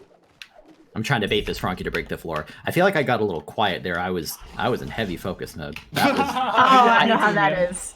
I have never seen this opening before. That's fascinating. So someone in chat had brought up a really interesting thing about the dash being in vanilla, and that was allegedly added in the definitive edition. Correct. So It was. does the randomizer add any additional things? As I've seen randomizers kind of add quality of life features or new items even. Matt, do you want to? Sure. So we have. So there's sort of 2 different categories of it. There's like the main sort of changes where they've made like little changes to some of the skills, like Charge Flame's energy cost was halved, which means that the Charge Flame energy efficiency skill makes Charge Flame completely free to use, which entirely makes it actually a useful skill. And Grenade, which previously cost half an energy, costs no energy, which means it can be used for all sorts of different movement with grenade bashing. And it just generally just makes a lot of seeds less awkward with energy management than they otherwise would be if you're just having to repeatedly go back and forth between a teleporter to save and refill your energy and back.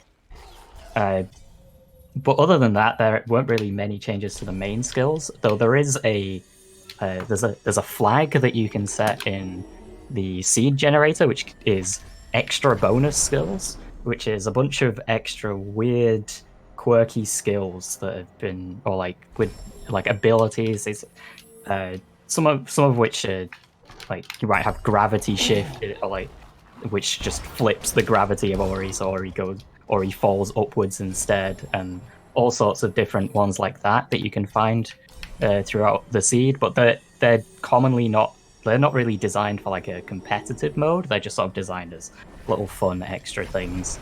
So if people are interested, they can try out all of the extra bonus skills pickups that are available. I think like coming from like a tournament and competitive like standpoint for the rando myself, especially, is like the teleporters really like being able to unlock a teleporter from a pickup as opposed to just having to go there yourself and activate it is probably one of the biggest and most drastic changes that the randomizer ever experienced in terms of changes to logic and stuff like that. I'll agree with that, and I'll also point out on the topic of teleporters. Originally, the dungeon teleporters were not were not in logic, and so the keys we've talked about, key modes with clues and shards and stuff. Originally, the keys were a lot more important than they are today, and I assume you found something nice. No, I just accidentally dashed into a baneling and died instantaneously. Oh no! All right, Dude, the banelings are bold. So this is quite a precarious spot for me because I've now found all of the dungeon keys that I need to quote unquote technically finish out a seed if I end up finding the necessary skills and resources to be able to get access to the skill location. I'm still not quite there yet, so I am still going to be digging around instead of just pushing directly towards those skill locations. Yeah, sorry, go ahead, Sky. No, I was going to say, someone asked if warps were active in today's logic, and I want to extend that by saying what type of logic is in place, and can warps be available in logic? Not necessarily today, but in other settings, for instance. Okay, so a warp Yeah. is an extra another one of the extra pickups that was added. I believe Ico developed the warps, which are an item could just drop you at some random location, or like some specified location for that seed for that item to drop you. Kind of like an instant teleporter that you can reuse. But I assume they're probably talking about regular teleporters, though. Yeah, but that's specifically what the term warp means in this rando, because that is another extra feature which can again add even more variants of possible ways to explore the rando. Yeah, so in layman's terms, the waypoints that you natively get in the rando, those are in logic. In standard logic, definitely, which is what we're showcasing off today, which is what we've done with like the tournaments and stuff, because they require like, small amounts of like sequence break knowledge and stuff like that, and then just being able to think outside the box the rest of the time. There are also additional pickups in the randomizer that allow you to basically like wrong warp after you pick them up. And they have very particularly programmed locations. I can think of one other interesting change. In the base game itself, you have however many pickups you have. In the randomizer, we also award pickups for breaking the blue plants. So in total, that brings it to 248. However, in 3.0 Plus, we also award pickups for activating each of the 8 rooms in Horu. So that's more of a, that's more substantial if you are a randomizer player yourself, but we have made some changes like that.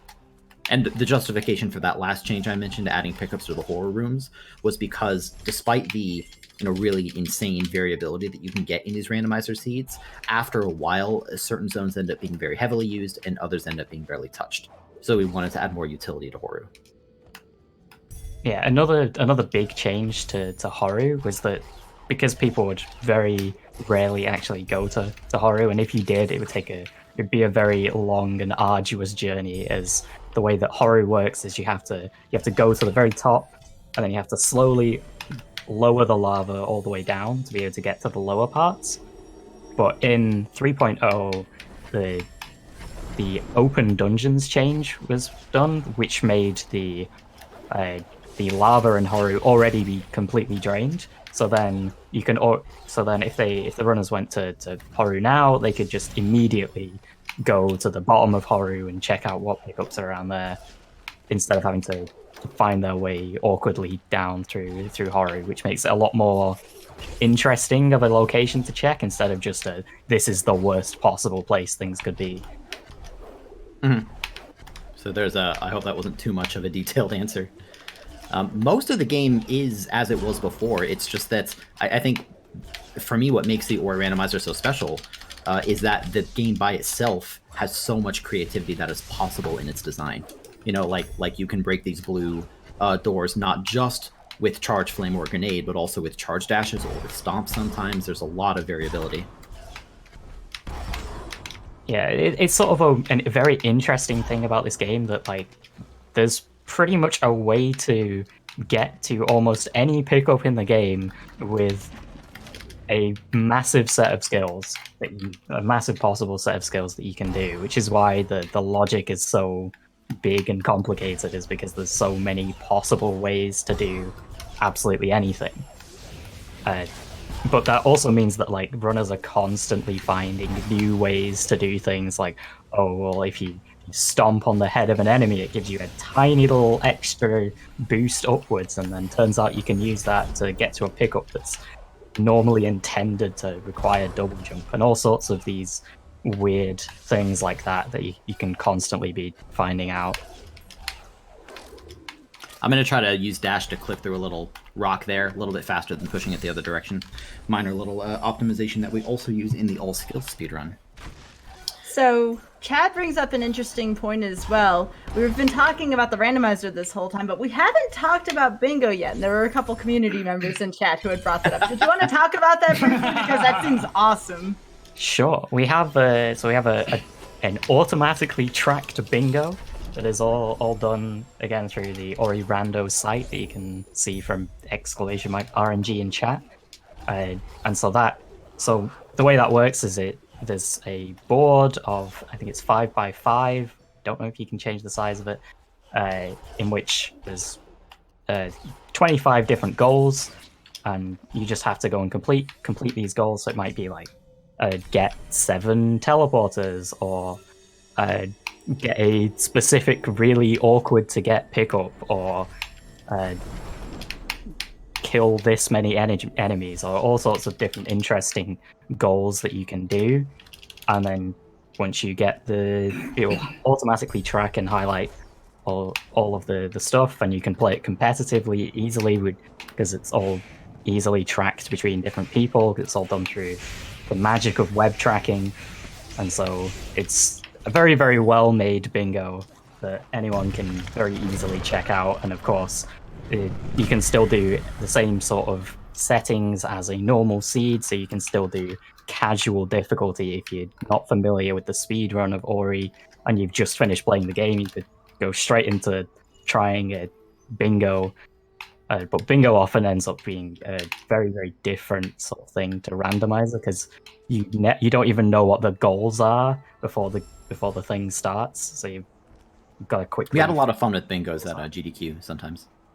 Yeah. So that was pretty cool. Muffin, how are you? How you doing over there? Good. I'm in like skill go mode. I really don't want to be, because all I have is quad jump, but I could do the final escape with this. I just really don't want to. Sure. So I still am going to be digging quite heavily, but right now I'm going into Sorrow Pass because I have Glide and Wind Restored, which is actually what you're supposed to like casually have. Yeah. So let me know if you want like a. No, that's cool. I mean, I'm doing okay for my parts. Not maybe as well as I could be. I feel like I'm playing okay. I need to find some pickups. I've been pretty efficient to kind of, try to catch up everyone. It's easy for us to kind of zone out sometimes. Despite the amount of thinking you have to do while you play, it's easy to kind of zone out. We are still playing with that force trees goal mode. So one way or another, we have to go and activate all the trees. So I'm gonna have to go left side and clear out a bunch of things. Yeah, and so I basically just sequence broke like half, if not like a bit more, of Sorrow Pass. And the way I did that was by using a glitch known as a rocket jump, which is charge dashing into an enemy, but then canceling it out by jumping either on the same frame as a charge dash, or just like after it before I hit the enemy. So we just have like a bind for this in Ori speedrunning, unless you don't decide to do so. Mm-hmm. I have another good question in chat here. We have, why is Alt plus R allowed when that's soft locked? Resetting just seems sad when the players do it, just because I believe there's some strategies behind that based on what I've seen so far. Yeah, so we can talk about Alt R quickly. The way Alt R works is it's just a bind that you can do in any state that isn't input locked for Ori. So that's like not during a cutscene. And that just will teleport you exactly back to the starting position of the game. And the reason why we added this originally was to open... Because of people like us. Yeah, because we'd often get stuck in some weird scenarios, like you might drop down to the double jump tree, but you haven't got wall interaction, so you have no way of getting back on it. And then you're just completely stuck. And that's not exactly... fun, but at the same time, if you just go, okay, well, if you don't have wall interaction, you can't go there, then that greatly limits the possibilities of different logic paths that you can do. So we added Alt-R, which allowed you to go to an area without having to think, how do I get there and how do I get back? So it just became, how do I get there instead? But this also means that because you have such a powerful bind that you can use at literally any time besides being input locked, you can also use this for speed and going, okay, well, I've just gone to this area that just like Grim's probably gonna end up using it fairly soon, because like the stomp area is sort of off in some awkward place off the map. It's as far right as you can possibly go, and so if you want to get back left as fast as possible, you can just Alt-R and go straight back. And so it just ends up it being a really interesting thing for routing your way through the randomizer. Yeah, I agree with overall, it just ends up being a really interesting thing to add. You might initially think, oh, well, it's kind of like cheating, but when you start to think about the amount of things you can use it for, it becomes a lot more interesting. Yeah, can I just say I'm in an interesting spot here. I have only 2 out of 3 water vein shards, and nothing. I know you have the full water vein. Oh so God. That's why. I thought you did anyway. Am I wrong? I did, yes. Yeah, I found 3. I'm trying to like scrape my mind as to where I found. Well, so what I'm doing is just in the absence of stronger progression, I don't really want to go left side yet because I don't have bash and I don't have feather and I don't have charge jump, so it can be very, very difficult to traverse those areas. I think I'd rather. Did you do Forlorn yet? No. Okay. Should I do Forlorn? I imagine something's in Forlorn. I'm like running out of spots to check. Okay. Well, I'm going to try my best just to continue on my usual path. This is an interesting situation. I am like, if I got, not so much climb, but if I got dash, if I got charge jump, if I got a number of these skills, they would... I just tried to charge jump, by the way, and I don't have it. I don't need very much more to be in skill go mode. And I, just in case anyone might not be familiar with randomizers, when we say go mode, we mean that you pretty much have everything you need to finish the seed, and you just have to go through and finish it. Oh yeah, thank you. That was something we need to explain. Yeah. And so how far is it from go mode to the end? Just out of curiosity. So it depends how many like skill locations you have left and which ones at that. Like for me, I only have 3 more skill locations I need to do. However, one of them, I have to do some insane sequence break to be able to get access to it, which is going to be the Stomp Tree in Thornfelt Swamp. I would have to do something really insane to be able to get access to that one. See, meanwhile, I found Stomp, so for me it was trivial to get there. Yeah. But that's one of these differences. It's why it can be very difficult sometimes to decide who is actually ahead when you're looking at a randomizer seed. Yeah, exactly. Probably true for any randomizer, but certainly true for Ori as well. These are good questions, by the way. I'm glad that people have questions. Yeah, oh, absolutely. Chat's been wonderful with that, and also just collections of questions throughout RNG so far. Mm-hmm. Well, I just found my 3rd water vein shard, so I'm a happy speedrunner right now. Hey. I'm going to use that to... I'm going towards Gin, so along the way I'm going to check 1 or 2 more pickups because I still would very much like, 1 or maybe 2 more skills to make things better than they currently are. The good news, though, is on this seed, I kind of started off very low on health. I'm quite a bit better now. I have not maybe as much as I'd like, but I have a lot of health, I have a lot of energy. And isn't this the seed where we got the early Spirit Light efficiency? Yes. Yeah. Yeah, so we've both been lucky enough to have quite a few ability points pretty much the whole time. Yeah, so the kind of the situation that the runners are in right now is trying to figure out how can they solve the puzzle that is the final escape, because the final escape in Ori is a really interesting sort of final task to do, because there's such a wide set of things that you need to be able to do in order to get through the final escape, and so they need to be able to break the final escape barriers, which can only be done by charge flame, stomp, charge jump with climb, in certain scenarios. Some of them you can do with just charge jump. Some of them you can do with charge jump, bash, grenade, and you can also use charge dash. And there's all sorts of weird ways that you can get around it. But although the runners can very technically beat the final escape right now, Oh god, don't say it. It doesn't necessarily mean they should go for it, as attempting that if they're not comfortable with doing the tricks needed to do so, and the amount of health that they have as well is another important factor. Attempting that this early, when they could spend an extra 10 minutes looking for skills that would save them 20 minutes in the final escape, is a much more sensible decision. I'm glad you clarified that. You don't want someone attempting the escape right now, it looks like. Well, and I'll say this: if anyone watching is less familiar with Ori, maybe played it casually, or maybe you've never even seen this game before, if you're a little confused, if you're having trouble keeping up, that's okay.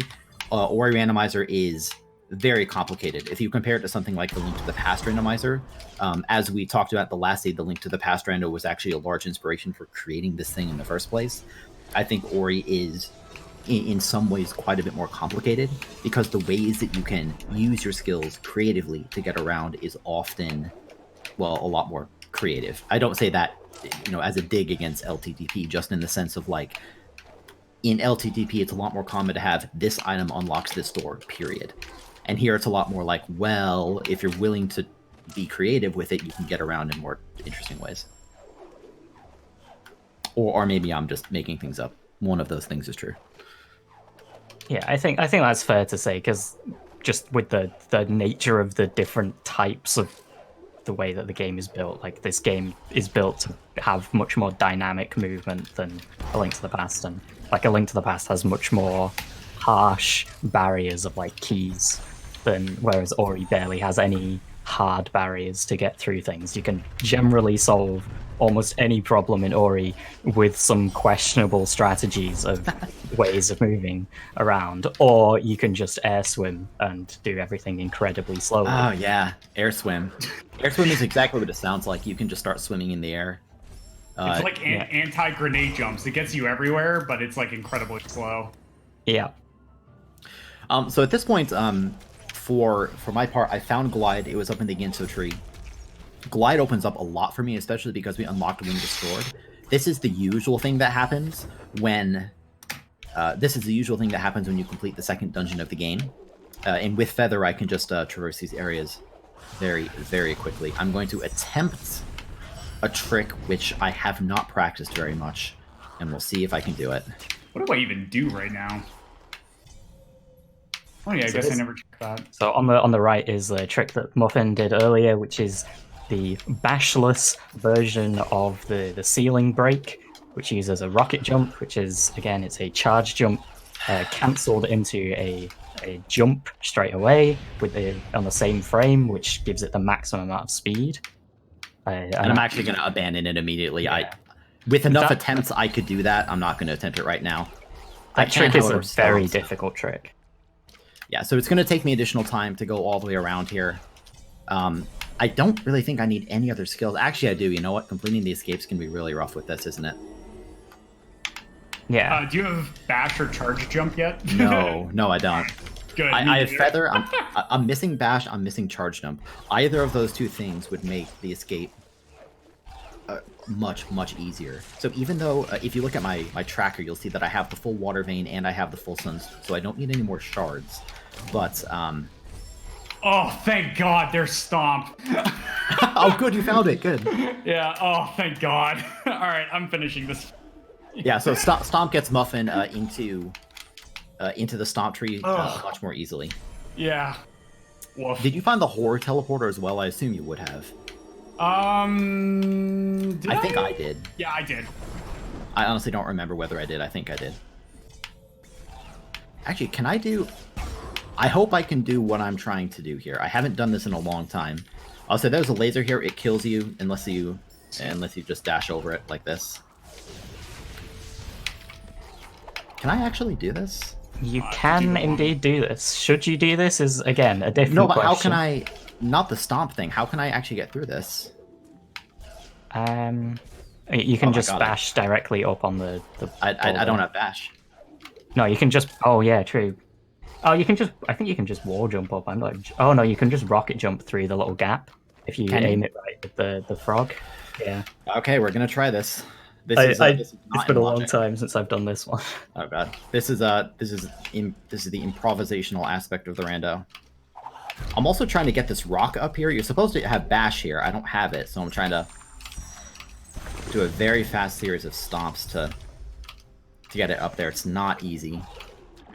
This is one of those tricks that looks really easy to do. It looks like you're just pressing stomp repeatedly and it'll eventually work, but it is incredibly difficult to do and very awkward. Ball. Especially on something like controller where you're constantly having to flick the stick instead of having to No, just I'm pressing down press on buttons. D-pad for this. Oh, you're going for the D-pad. Sensible. Good decision. I virtually never stomp with D-pad down, or with the stick down. What am I doing? All right. Okay, we put the thing in the place. Now I have to rocket jump. I think this should work if you aim it right. I don't know how to aim it go right. like right up to the top, as close to the gap as you can, and then just try and rocket jump. Well, I'm gonna run out of energy. I ran out of energy. If I jump a million times, can I get through? I don't think so. With bash, you can squeeze through this. You know what? I am just going to take a death. Well, no, I'm gonna back out, and I'll just come and try it again. This is a really tricky spot. I'm very, very close to being able to get to the end of the game, right? I would like to not have to spend a lot of additional time searching for pickups. But to reach the end of the game in my current state requires...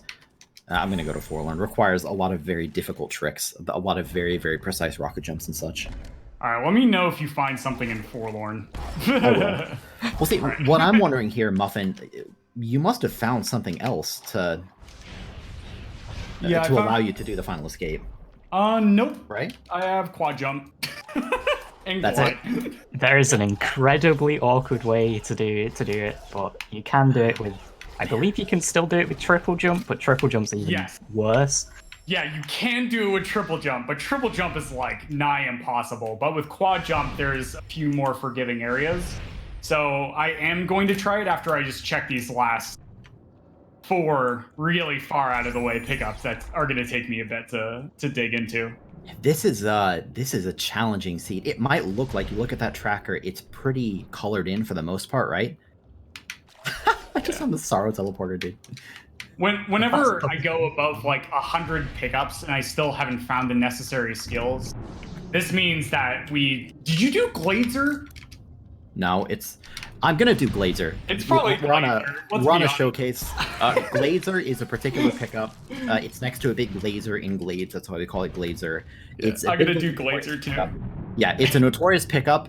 It's not actually that bad, but it costs 4 energy to get in the door, or you need to be able to, like, rocket jump or something like that, and you need verticality to get it. So it's very, very common to skip this pickup, which means that when a valuable item is on it, it's really easy to just miss it for long periods of time. Yeah, so I'm at Glazer right now. Please tell me it's Bash. Please tell me it's Bash.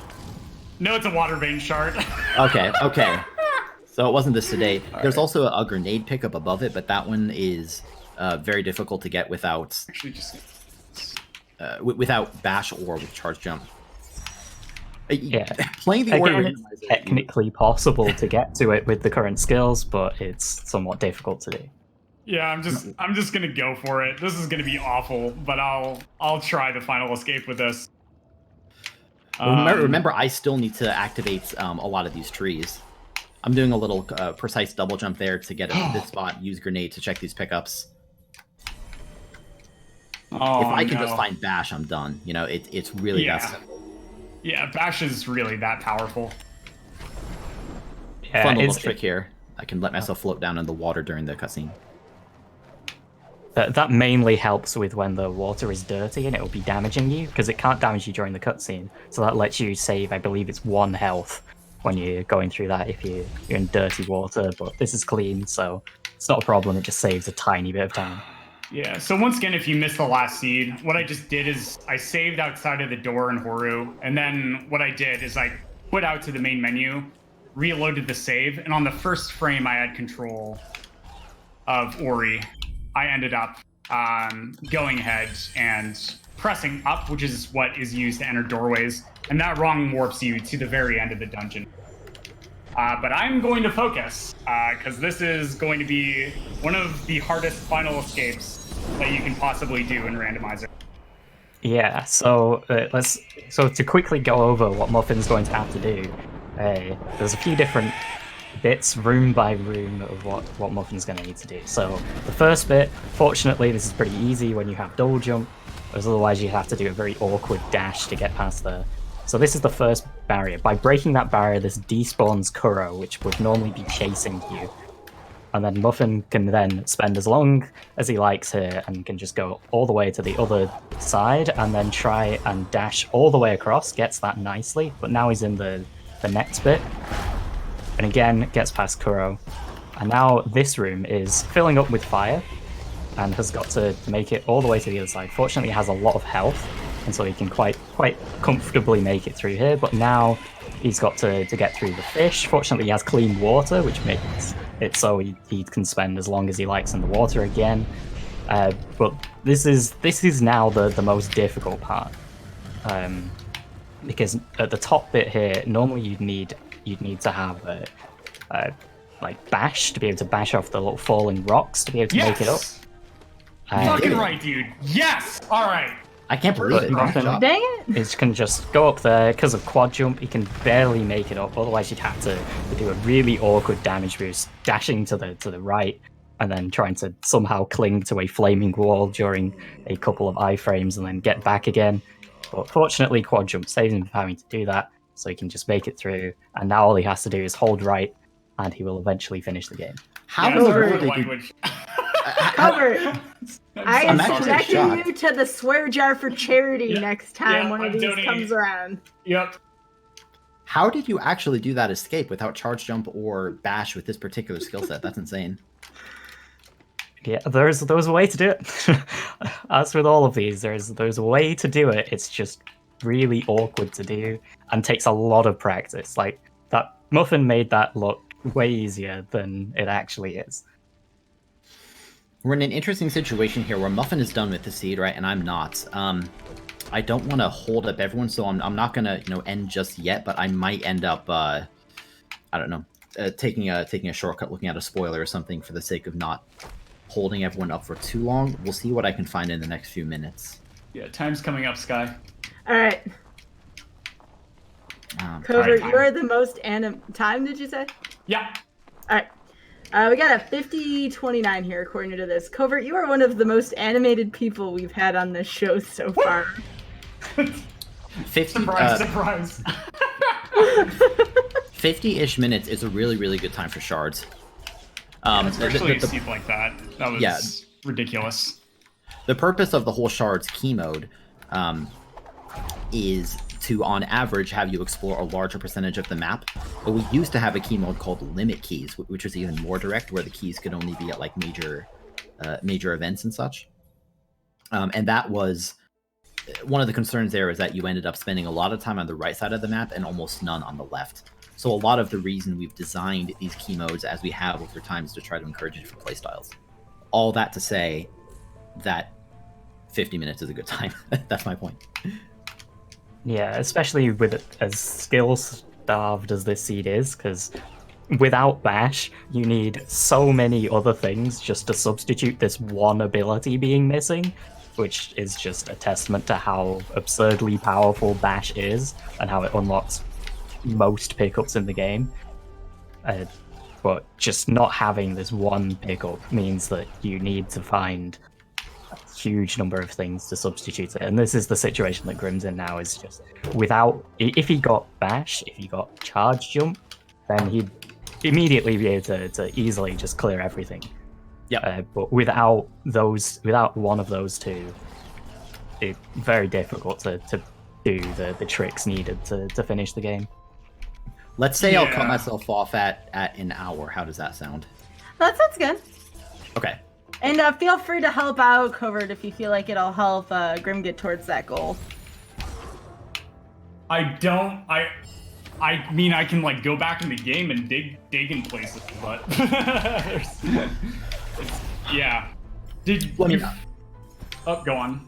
I was going to say, we've said this many times. What I'm trying to do in general is clear out dense areas of the world, right? The problem is that at this point, I've already cleared out all of the easy, dense areas, so I am onto the scraps that are left. So I'm still trying my best to route efficiently. It just gets a lot more difficult to do that. Oh yeah, we have the same thing in Zelda 1 Randomizer. You know, there's just certain areas on the map you don't want to go to because it could be like a very narrow path for a bunch of difficult enemies. So that's definitely understandable in terms of routing. Well, we are making progress. This area here down in Lost Grove is relatively dense as far as pickups. Nothing so far, but I might try to go ahead and activate map 7 even. Wow. As Aiko talked about in the last lead, there are a total of 9 map altars to activate in the game, and you activate those altars using these map stones. It is uncommon to find important pickups past about mapstone 6, for the simple reason that by the time you hit mapstone 6, you're usually about ready to check the spoiler. Yeah. It's like, the other thing to like iterate is, after you get to like this point in the seed, I imagine, Grim, you're like bordering 170 pickups or so. Let's find out. 137 at this point. Wow, yeah. That's still like, I mean, without Bash, it's like that, yeah. So, getting a single power skill is really good for exploring like the entire map, but being able to get through these like chokehold hold points is like, it can't be underestimated how insanely difficult it is to do those types of sections. So spending this amount of time like digging that Grim is doing, there have been randomizer races and like tournament matches that have been won because somebody just bodies themselves trying to do like a final escape that I just did for like 15-20 minutes or so. Like and so like this is absolutely the way to go, like Grim is doing here. I'm gonna show off a cool trick. See this door? When you do a charge jump, or a charge dash, excuse me, Ori's hitbox temporarily becomes very long and wide. And it turns out if you dash right against the door, you can clip your hitbox through the door, activate the cutscene, and now I'm on the other side without wasting keystones. Nice. As it turns out, I have plenty of keystones. I could have just opened the door, but this is a showcase, right? You got to do the showy. The reason I'm here in Forlorn, I have Stomp, so I can go ahead and check 2 pickups on the right side. There's a plant and there's a health cell, also a Super Meat Boy reference if you pay very close attention. And I'm just gonna hope that one of these is Bash. Charge jump, but oh my god, I got wrecked. All right, well let's try that again. These lasers are insta kills, so I have to be very careful with my movement. Like I said, I'm gonna cut myself off at an hour, so don't worry. You don't have to, just watch me play randomizer by myself for too much longer. At this point, and I think that Muffin and Mad, you two will probably agree, I'm just really wondering, where the heck is that progression? I have no idea. I can't wait to like generate the spoilers later and just like find out where everything was. Also, too, while we have time, I did want to give you... Go ahead. That's your answer. Give you a bit of time, Matt and Saint, to plug yourself really quickly as the commentator of the second seed. So, both in and outside of Ori, what do you do? So I mainly go around different games and glitch hunt and break the games as much as possible. So I've like done lots of stuff for Dead Cells, Sekiro, mainly Ori, and soon enough Ori 2 as well. That tends to be what I do.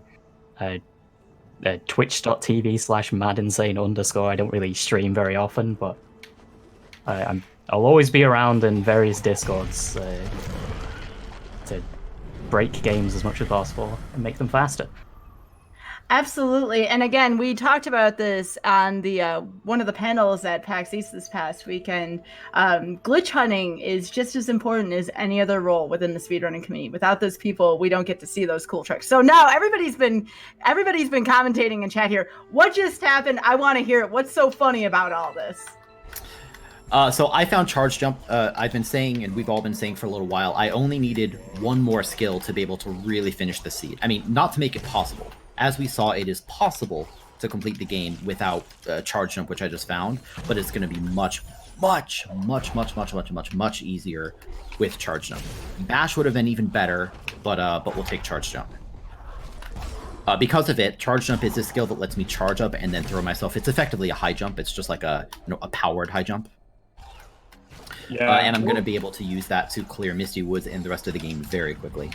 Yeah, Ori's a really sort of like well laid out Metroidvania where they do try to create various bits of level design to force you to use very specific skill sets. So you use like a variety when you're going through the area. And here in the randomizer, we kind of like sequence break a lot of that just because we're quite creative at how we like combine skills to start and finish certain locations. But like with charge jump here, Grim is given much more creative freedom to be able to build like a ton of height, and he's also going to save a little bit of time right here. I have to be careful. Remember, I don't have Bash, so in a casual playthrough, one thing that Bash does, which is really fascinating, like mechanically, is that it turns enemies into targets, right? Suddenly, you're not avoiding enemies, you're dashing straight towards them to bash off of them.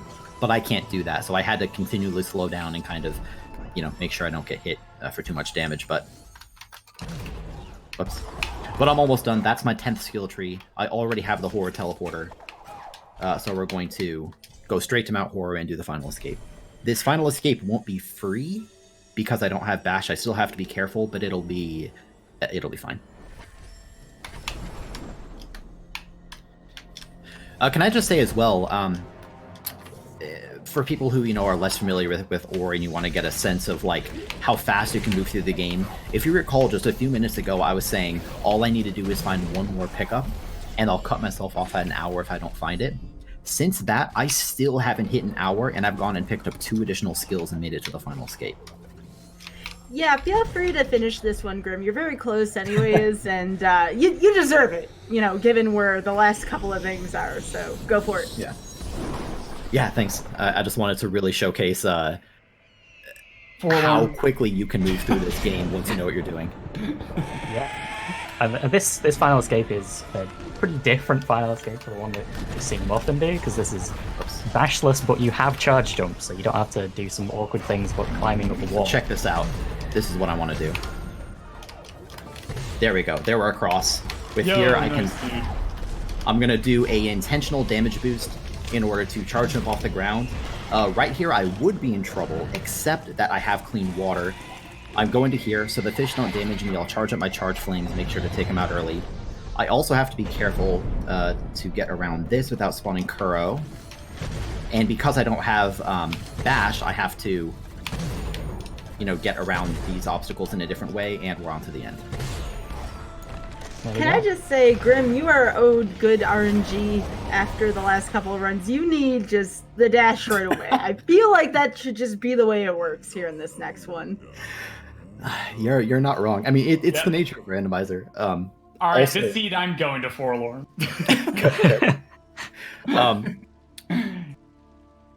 These seeds have thank you. I just have to hold right here. I'll call out time. It'll be in about a minute. All right. I did get a little bit unlucky in these seeds, but I also want to give credit to Muffin. Muffin is one of, if not the best all-around rando player that there is, because he's put a trillion hours into this game. And if you don't believe me, go look at the tournament results that we've had. Yeah. So, yes, I got kind of unlucky and whatnot, but also, Muffin didn't finish faster purely based on luck. It was partially based on luck and mostly based on being able to finish a pretty god-awful final escape, to be honest. Yeah, on it, we can't stress enough how having Bash and charge jump buried, they are that vital to having being able to do the final escape in a somewhat reasonable manner. Grim still busted out some really insanely difficult. Oh, time. Sorry, Muffin. Continue.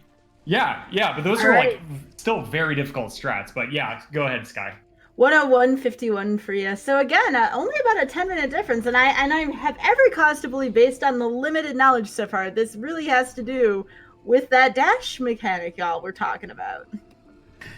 It's a number of things. It's hard to define go mode in Ori. Go mode can take a lot of different forms. I found charge jump in this seed. If I have found Bash, I also would have been in go mode. You don't need dash to finish the game. You can finish it with as few as maybe 5 skills. It's just there's a lot of variety that goes into it, a lot of factors at play. But yeah, we have one more seed coming after this one. We're going to take another break, though. Yep, and real quick, I'm going to plug something for GDQ. Remember, folks, Random Number Generation is brought to you by viewers like you. If you would like to support Random Number Generation, as well as the other fantastic shows we have here on Hotfix, please consider subbing to the channel. Remember, if you have Amazon Prime, you also have a Twitch Prime sub. So if you've not used that yet, please consider using that if you have not already to sub to the channel. All right, we are going to take a quick break. I am reminding everyone watching this again, get up, stretch, get some water, stay hydrated, etc. We will be right back, folks, with seed number 3.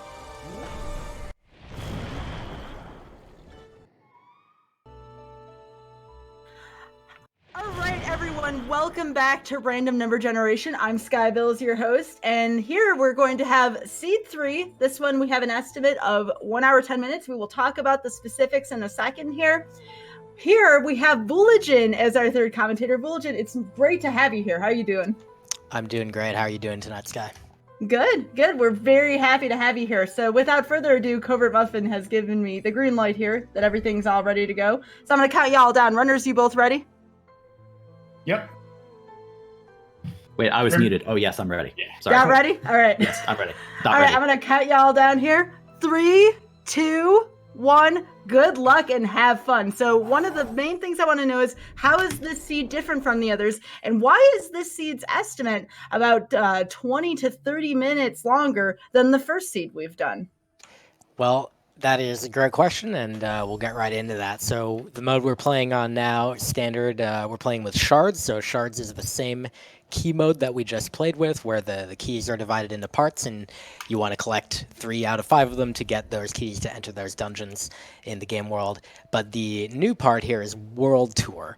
And what this game mode is, it's pretty inspired by the Triforce Hunt from The Legend of Zelda: Link to the Past randomizer, where instead of the goal being to complete, the crystal dungeons and go finish the game, the goal is to go collect Triforce pieces that are just randomly strewn about the world. And we wanted something that was pretty in that vein, but not exactly that. We still wanted to do the final escape at the end of the game, so we still do. But instead of doing, this go to the trees or, whatever type of thing, we wanted to say, let's have something that encourages even more exploration. And so that's what World Tour is.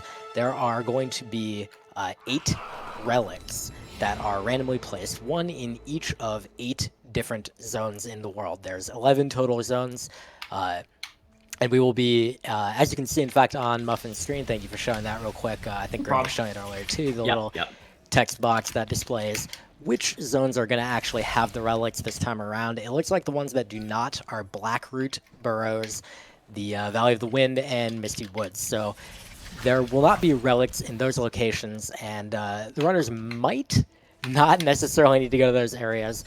They probably will in the case of some of them.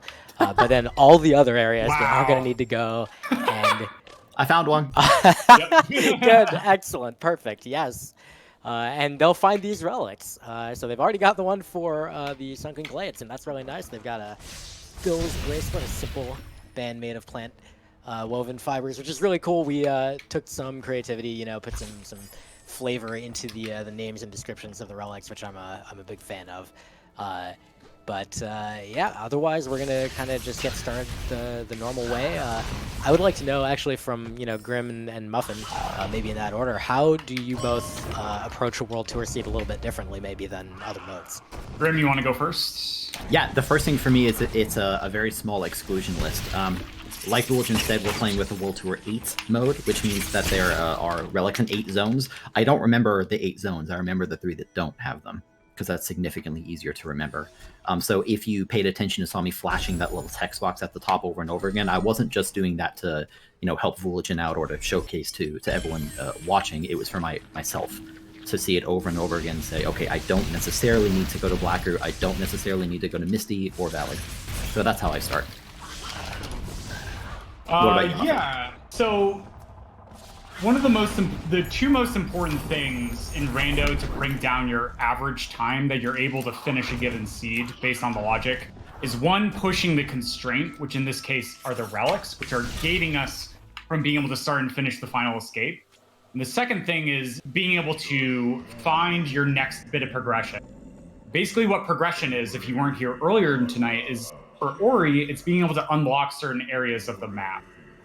So in this regard, we just found Glide, and we have Wind Restored, and so this is going to unlock one pickup for us, which is going to be right over here, and this is going to give us the next bit of progression, which is Charge Flame. Great. Woo! All right. So my whole routing when it's forced trees is to try and push the trees as soon as possible and just get the pickups on the way. Whereas with World Tour, because it's much wider spread across an area, we don't necessarily know where that next bit of progression towards the constraint is, which is finding the relics. Yeah. Although So in this just seed, it's beginning. been relatively linear so far. Like, we had wall jump as guaranteed progression because by the time we got there, it was the only thing left. This is going to be wall jump guaranteed. It's charge jump, never mind. Yeah. Same type of deal, though. It does get you the Yeah. progression towards, more locations. In fact, here's a kind of novel one relative to the seeds that we've played so far today, where both runners are going to be able to use charge jump to exit the top of this charge flame area instead of kind of coming down from above. So it's a pretty neat little twist. The one thing to add kind of about World Tour that's specific and different a little bit compared to Shards, that there's, well, it's not, we're not comparing it to Shards necessarily, just the different thing is that World Tour, the relics are anywhere in a given zone. There's no like, oh, the logic will say, okay, well, make sure you have certain skills or whatever. It's just placed in a random spot, and then the game afterwards is like, okay, cool, and there will be a randomizer like logic that applies and puts the skills in different places, but the relics are just wherever. So you might have to check everything in the game to potentially get pickups that you need in order to be able to acquire those elements. Yeah, this is an interesting opening. With charge jump as our primary form of movement right now, I'm going to make a second pass through Blade because Blade is relatively dense. You okay, Muffin? Yeah, just not great. That was really bad. Yeah, there was. I'm sorry to hear that. To explain that, there was an attempt at a trick called a Frankie Walk on the left side of the screen there with Covert Muffin. It's actually a speedrun trick, but it is very useful in randomizer sometimes, where you basically take a level up right next to that door. If you only have 2 energy, the door normally requires 4 to open, but what you can do is stand next to the door, kill that Frankie enemy very close by you so that you can magnet his XP. Place your 2 energy into the door, you collect the XP, you level up, the energy are still in the door, and you get a refill so you can fill the door and open it up. And it's a bit of a sequence break, but unfortunately Muffin had the XP fall a little bit too far down outside of magnet range, so wasn't able to collect that.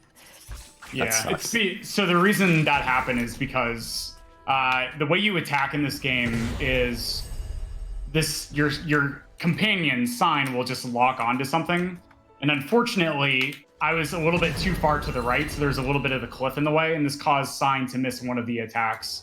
So because of that, the Frankie just fell a little bit too further, so the follow-up attack to correct that ended up missing. And Yep. that's a bummer, but that was completely my fault. Frankie Walk is really interesting to do in the randomizer. The trick relies on leveling up at a particular time, which of course means that your XP has to be where you want it to be. In a traditional speedrun, you can just control that by only collecting as much XP as you need, but experience is randomized in the randomizer.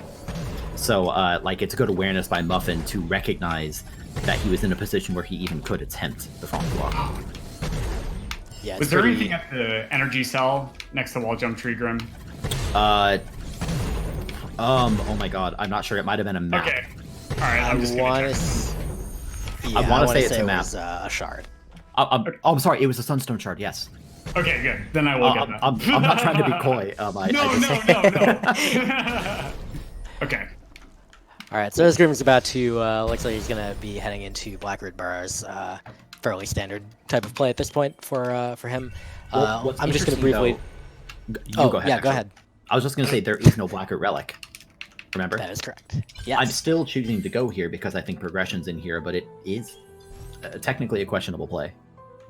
Yeah, there's potentially things you could do other than that, but also it's there, and there's a pretty high likelihood things get placed there, so not a totally unreasonable play. And yeah, the thing I want to draw all y'all's attention to, once again, is the trackers in the bottom of the screen, below Muffin's screen and below Grim's screen. Each of them has a tracker indicating which things they've picked up. So the wheel, if you have played Ori and the Blind Forest and looked at the pause menu, that wheel should look pretty familiar. That's the set of skills that there are in the game, and the randomizer tracker has lit up which ones each of them have collected, which so far is just Charge Jump, Glide, and Charge Flame. And in addition, around the ring, if you've been paying close attention to the previous seed, you've noticed that there have been tree icons around that ring indicating, oh, and here's the corresponding location where that skill is normally picked up, and it's lit up if they have collected it. In this case, Muffin has turned those off. Grim still has those on just for informational purposes for himself, but these aren't actually the goal. The goal is the relic locations in the different zones, and so you can see around the rings on both sides there are icons for the different zones and whether or not that relic has been picked up. And the top, slightly to the right of middle one, has been lit up because both runners have collected that first out of the 8 relics that there are from the Sunken Glades area. And by the way, that relic that we got is technically out of logic right now because it was in the poison water. But hey, it's nice to have one out of the way, right? I want to point out I actually found Climb, and that's going to be very, very powerful in combination with Charge Jump. It's also going to let me get pretty easy access to this spider sack area. In other words, I can start progressing more towards denser zones that also I know to contain relics. You'll notice that I went into Blackroot, and once I found what I needed, I did not go back inside because I don't need to. I'm also going to attempt an energy glitch. This is something we actually saw from Muffin in the last seed, but he did it on a different door. I'm attempting to put an energy in on the frame that I leave the door's activation range, and if so, you'll see the energy just kind of sit in place. It is, frame perfect in the sense that I have to put it in there on the frame that I leave it. I am having a hard time. This can definitely be very difficult for Grim, particularly since he's playing with controller. You do actually have to time this, and it's more difficult to get a very rapid mash to be able to get this timing even by accident. Muffin is playing on keyboard and mouse, and it's and it's pretty customary for keyboard and mouse players to bind the Spirit Flame attack to Spirit Flame being the same button that is used for placing energy into energy doors. It's pretty customary to bind that onto your scroll wheel, and then, of course, then it is substantially easier to get it kind of mashed out to try to get your energy stuck in there. I hate this. I'm not doing it. Can you actually mash that trick? I've never tried that method. You for the energy can. in the door? It's just, yeah, you're just hoping for the accidental timing, right? Where you land one of your presses on that frame. I actually never knew that. I always go for the frame perfect one. Okay, well, learn something new every day, I guess. So I abandoned that. Let's hope there's nothing there. Of course, I can always go back when I get more energy, but it's nice to, for time-saving purposes, it's obviously nice to clear out pickups as you pass them. I'm in Grove here. There is a relic in Grove somewhere, but I haven't found it yet. So we'll see if there's anything over here. This is also going to pretty quickly lead me to the outer swamp loop or grotto. I have a lot of options. All of these zones contain relics. We'll see what I can find. Indeed. Meanwhile, Muffin did find an attack upgrade on the left. Just a reminder, there are various pickups that are not in the standard game provided in the Ori randomizer. The modes, plural, that we've been playing today have not featured any of the more esoteric ones, but they have featured some ones like the attack upgrades and health and energy regeneration. The attack upgrades just make all of your Charge Flame, your Spirit Flame, all your different things that deal damage just deal a little more, and it also makes your, I think we get Quick Flame from it as well, right? I forgot. No, it's split. You get split from it. There we go. Thank you. Yes, Split Flame is what I meant. Yeah, so I'm well on my way. Yeah, I still haven't found a relic yet, although I've cleared a lot of pickups at this point. I am going to choose to go, I think, down to Grotto rather than up to the Swamp Teleporter. And my justification is that it's possible I'll find the Swamp Teleporter, and I can save myself time. That might come back to bite me. We'll see. But Grotto is very, very dense, and with my current skill set, I can full clear the entire thing. So that's great for finding the relic, but also, I need more skills before I can finish the game. So it's also pretty likely I find a skill in this area. What are you talking about? You have climb and charge jump. Isn't that plenty? It's a lot. I mean, I know you're memeing, but like it's a lot, honestly. Yeah, I only have 2 pieces of the Triforce right now. Where's the third? And I actually did something else to draw attention to a quick strat. I went and activated the Grotto Teleporter by touching it, and then immediately Alt-R'd and went back to spawn, so that I could kind of backtrack through the Death Gauntlet here.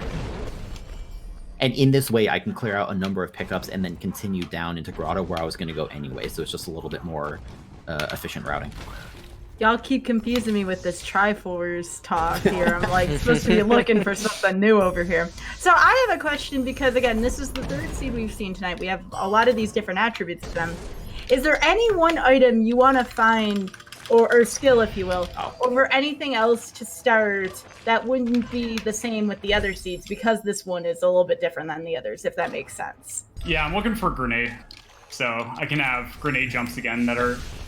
I guess that kind of is like the anti-answer, because the 1st seed, I was able to get through the map because I had grenade jumps, but having that combination, especially for me in particular, it's very, very nice because it gets me access to nearly every single skill tree in the game, or location even.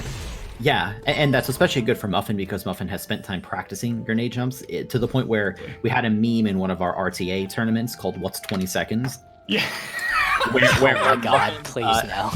No, we're talking about it. Muffin proposed and routed an all skills route, the most popular speedrun category, using a number of grenade jumps, and it ended up about 20 seconds slower. But he still went for it in tournament matches because Muffin is nothing if not a memester. Yeah. And so that's what's 20 seconds. So Muffin likes his grenade jumps. I'm a controller player, and so I don't dislike grenade jumps. It's more of like a casual acquaintance. You know, we kind of nod at each other in the halls, and I don't really want to pause and have a deep conversation. But we're on friendly terms. Oh gosh. I would say that the general like good catch-all answer. I probably for World Tour there isn't like a specific one. Although I will give a one example of something particularly interesting in a moment. But I would say the general catch-all answer is dash. Getting dash allows you to get access to air dashes, it allows you to get access to charge dashes, which gives you access to rocket jumps, which is just so many different types of things that you can do. Much like grenade jumps, they're very it's a very versatile skill with a lot of options. But one particularly interesting thing to note is that we've talked a little bit about differences in the randomizer, like things the randomizer has added. The randomizer has changed some of the abilities in the ability tree. Unfortunately, we don't have the ability to change the text, so we have changed some of the functionality of the abilities, but the text is the same. So you might not realize they're different. And that is the purple tree. We've changed a bunch of the functionality there. We can get the ability to see all the map markers by learning the first ability, but that's not really what anyone cares about. What anyone really cares about is there's a ton more HP regeneration, a ton more energy regeneration. There is a possibility to get a lot more spirit light efficiency, so you gain XP much, much faster. And also, the last ability in the purple tree, Sense, is incredibly helpful if you like to play this particular way, and also if you are able to make effective use of that. Sense. Oh, Grim. Okay, you're fine. I'm fine. Sense basically gives you a hot-cold indicator where Ori will change color as you get closer to pickups, like physically closer to pickups that are relevant to you. So that will be skills, it will be world events, clean water, wind restored, things like that. It can also be warmth restored, which is completely unnecessary and unhelpful.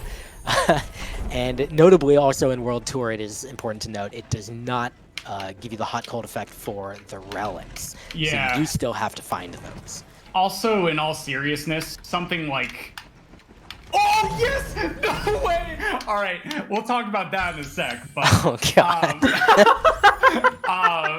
Getting an extra health cell or an extra energy cell is actually like a really big deal, but I have indeed found grenades, so I have access now. No! Yeah, two He's grenades. too powerful.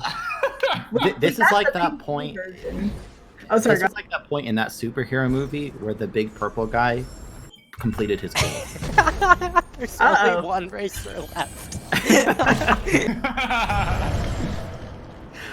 Meanwhile, I found my Grotto relic, which is good news. Grotto is a very dense zone, which is great for checking pickups, but it also can take you a while. I also want to point out that I did actually unlock Sense. And yeah, so that's a very early Sense, and what that's going to allow me to do, if you pay attention, Ori right now is mostly blue, but right now I'm changing color to be more kind of white and red. So because of that, I know that this is nothing. I know that I can go straight now to the plants, and this is going to be something important.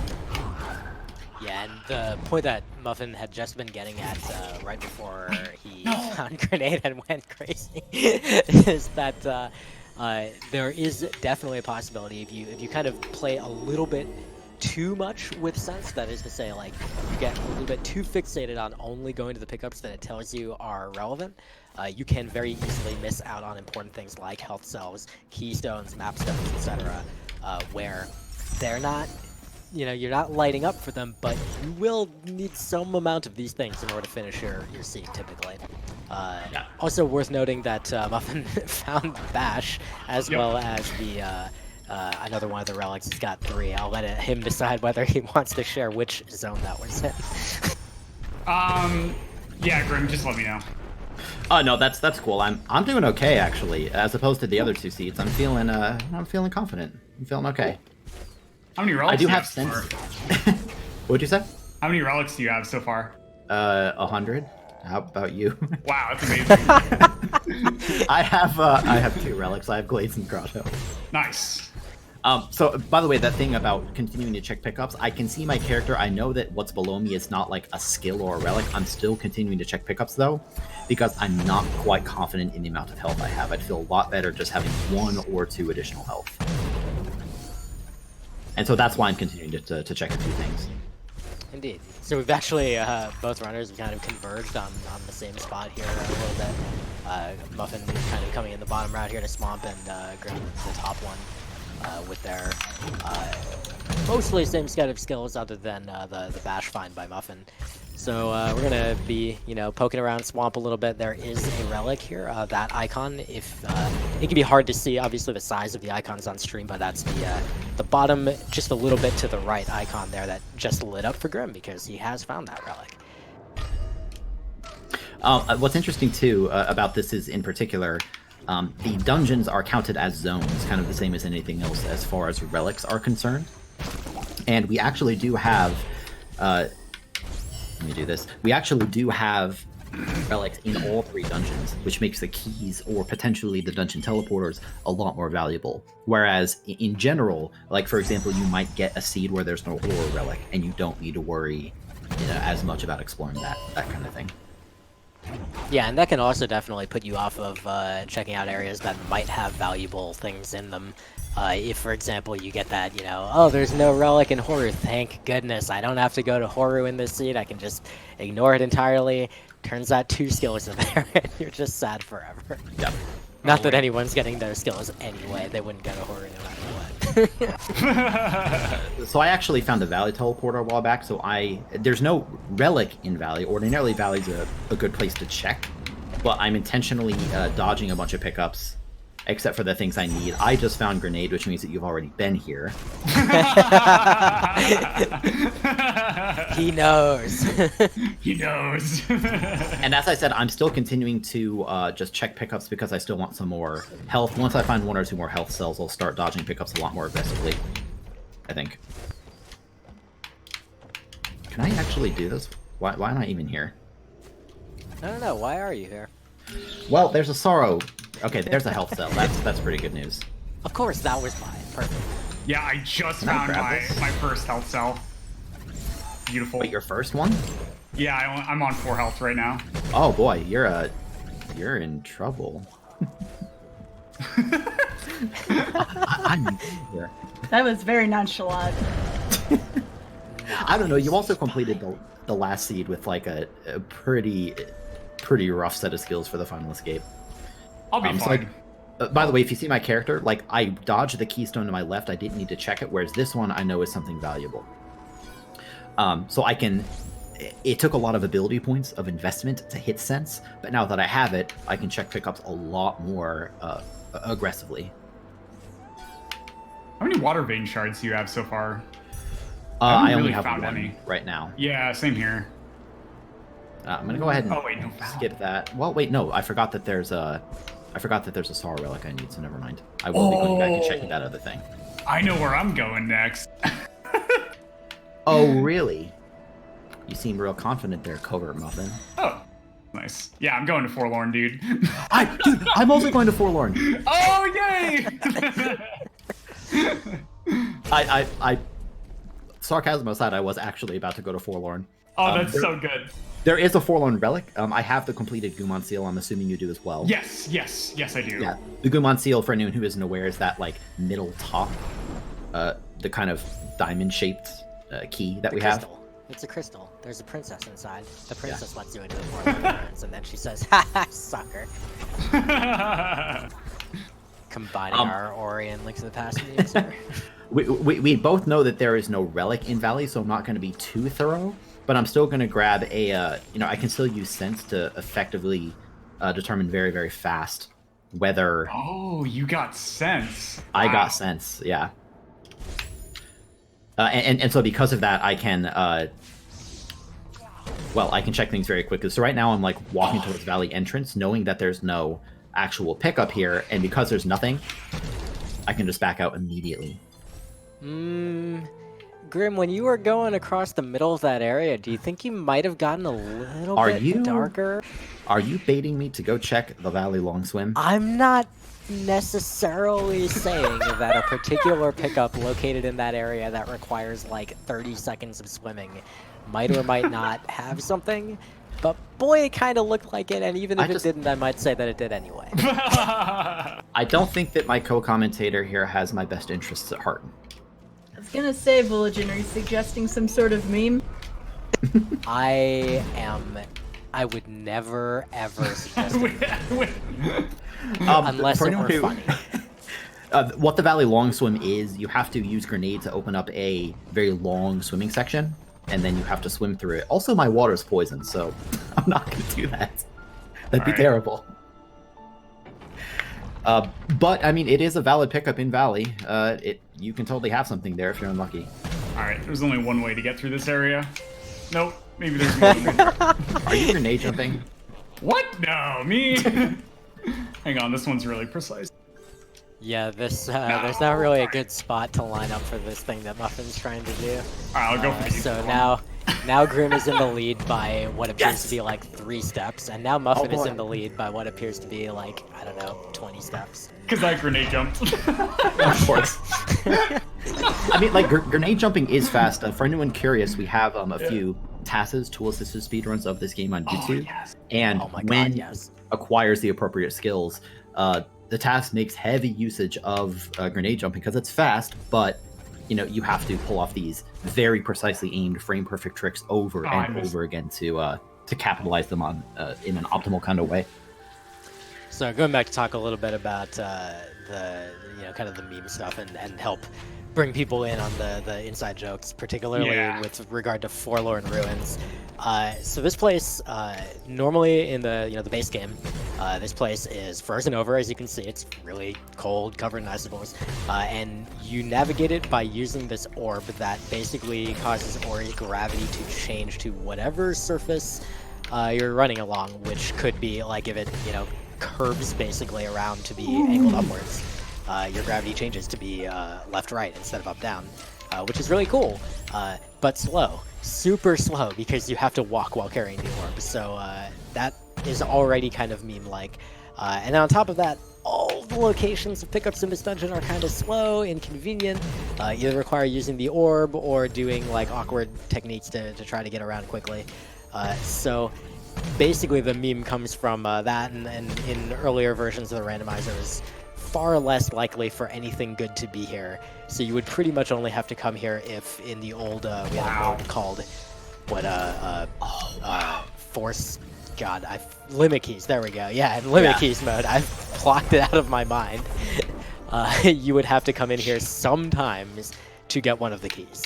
Nowadays, that's less common, and it's honestly more common in general for Forlorn to have something. What am I forgetting here? So this is a really, really interesting spot I'm in. I have the completed Sunstone, which is wow. All right. which is pretty neato as far as I'm concerned. I'm looking at the relics that I have left, and our more Ori knowledgeable people will notice that 2 of those are in dungeons. One of the keys I have access to, the other one I do not. So I want to go and check some pickups, which actually means I should probably do Grove first, doesn't it? Yeah, that's what it means. I bet you're grenade jumping. I love That's Forlorn, dude. Laugh. Forlorn has everything. So this is actually a really interesting divergence based on just that one pickup. And I don't necessarily want to immediately spoil it because this is getting pretty interesting. But Muffin on the left has found in one of the pickups that he checked, he has found double jump, which Grim has not managed to grab. So there's going to be a little bit more freedom of movement on the left side, but Muffin's still lacking that Sunstone. Means that he can't get into Horu yet, for example, and there is both a relic and also the end of the game there, so he will need that eventually, but for now it just kind of means he'll have to take a slightly different approach. Grim might even end up in Horu to find that relic, and might find a relevant skill there, potentially. Mm-hmm. It's also around this time in the seed that you have to really start thinking hard about whether you can finish the final escape or not, because there's not very much left, you know? And whether you can finish the final escape often determines whether you need to keep digging for skills or not, which is another thing where sense will help. Remember that right now my Ori's in a state of hot versus cold. I still need to check pickups for relics, but look at my character changing colors. Something's down here. Am I changing colors or am I blind? I cannot wait. This is definitely Warm's return. Yep, it's Warmth returned. You were right. Okay, maybe it's not Warmth returned.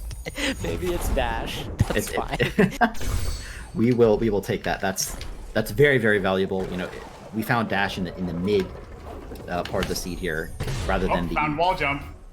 Really nice. That's not sarcastic. I do wish I had wall jump. Yeah. Well, that is actually all the skills found now between both runners, of course.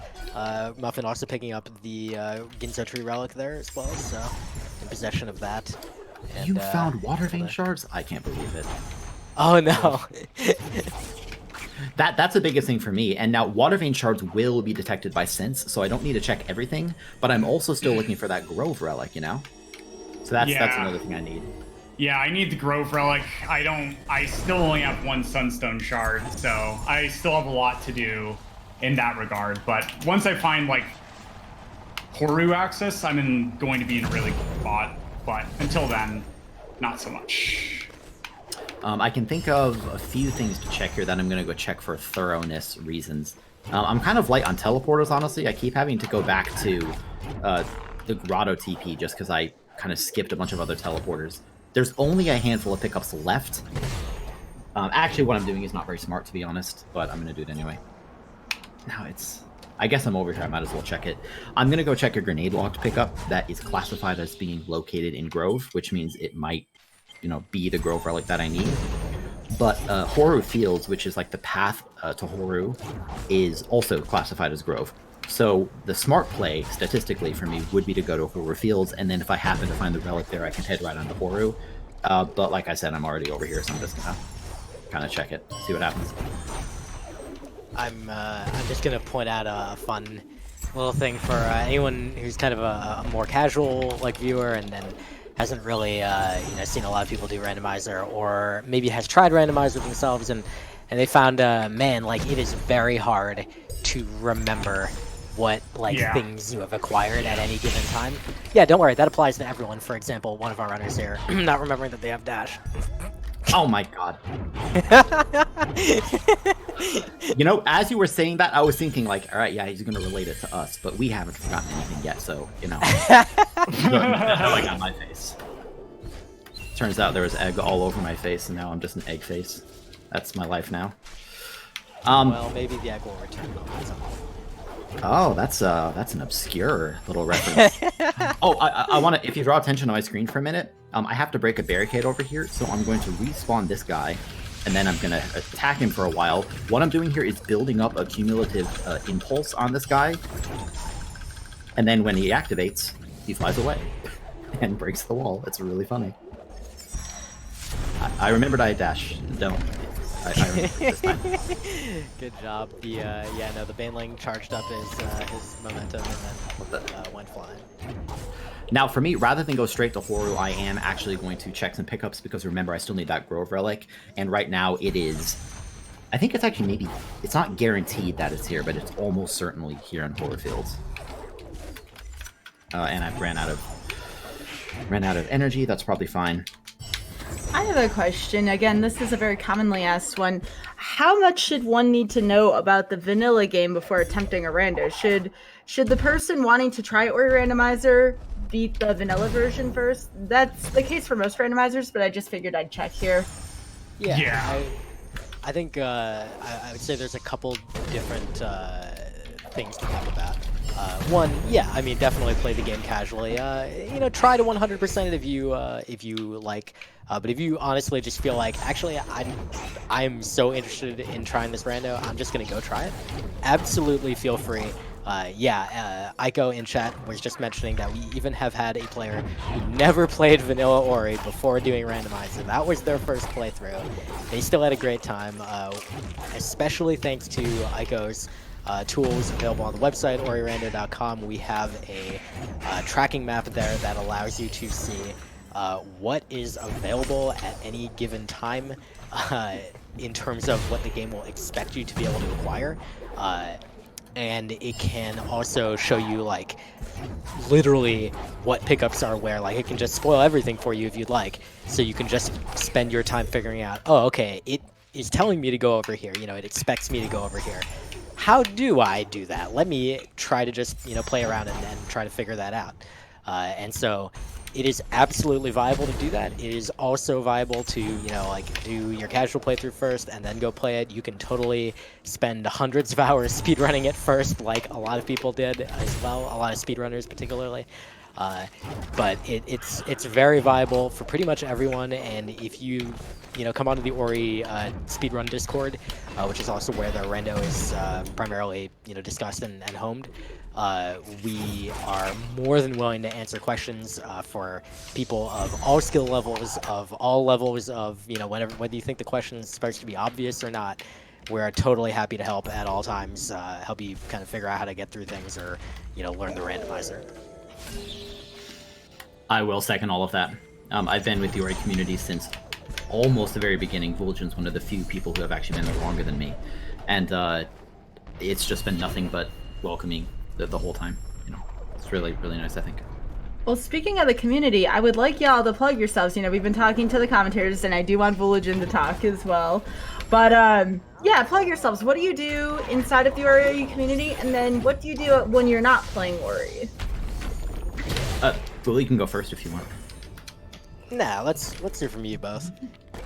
I recently have kind of taken a little bit of a hiatus from speedrunning, not like as a big permanent thing.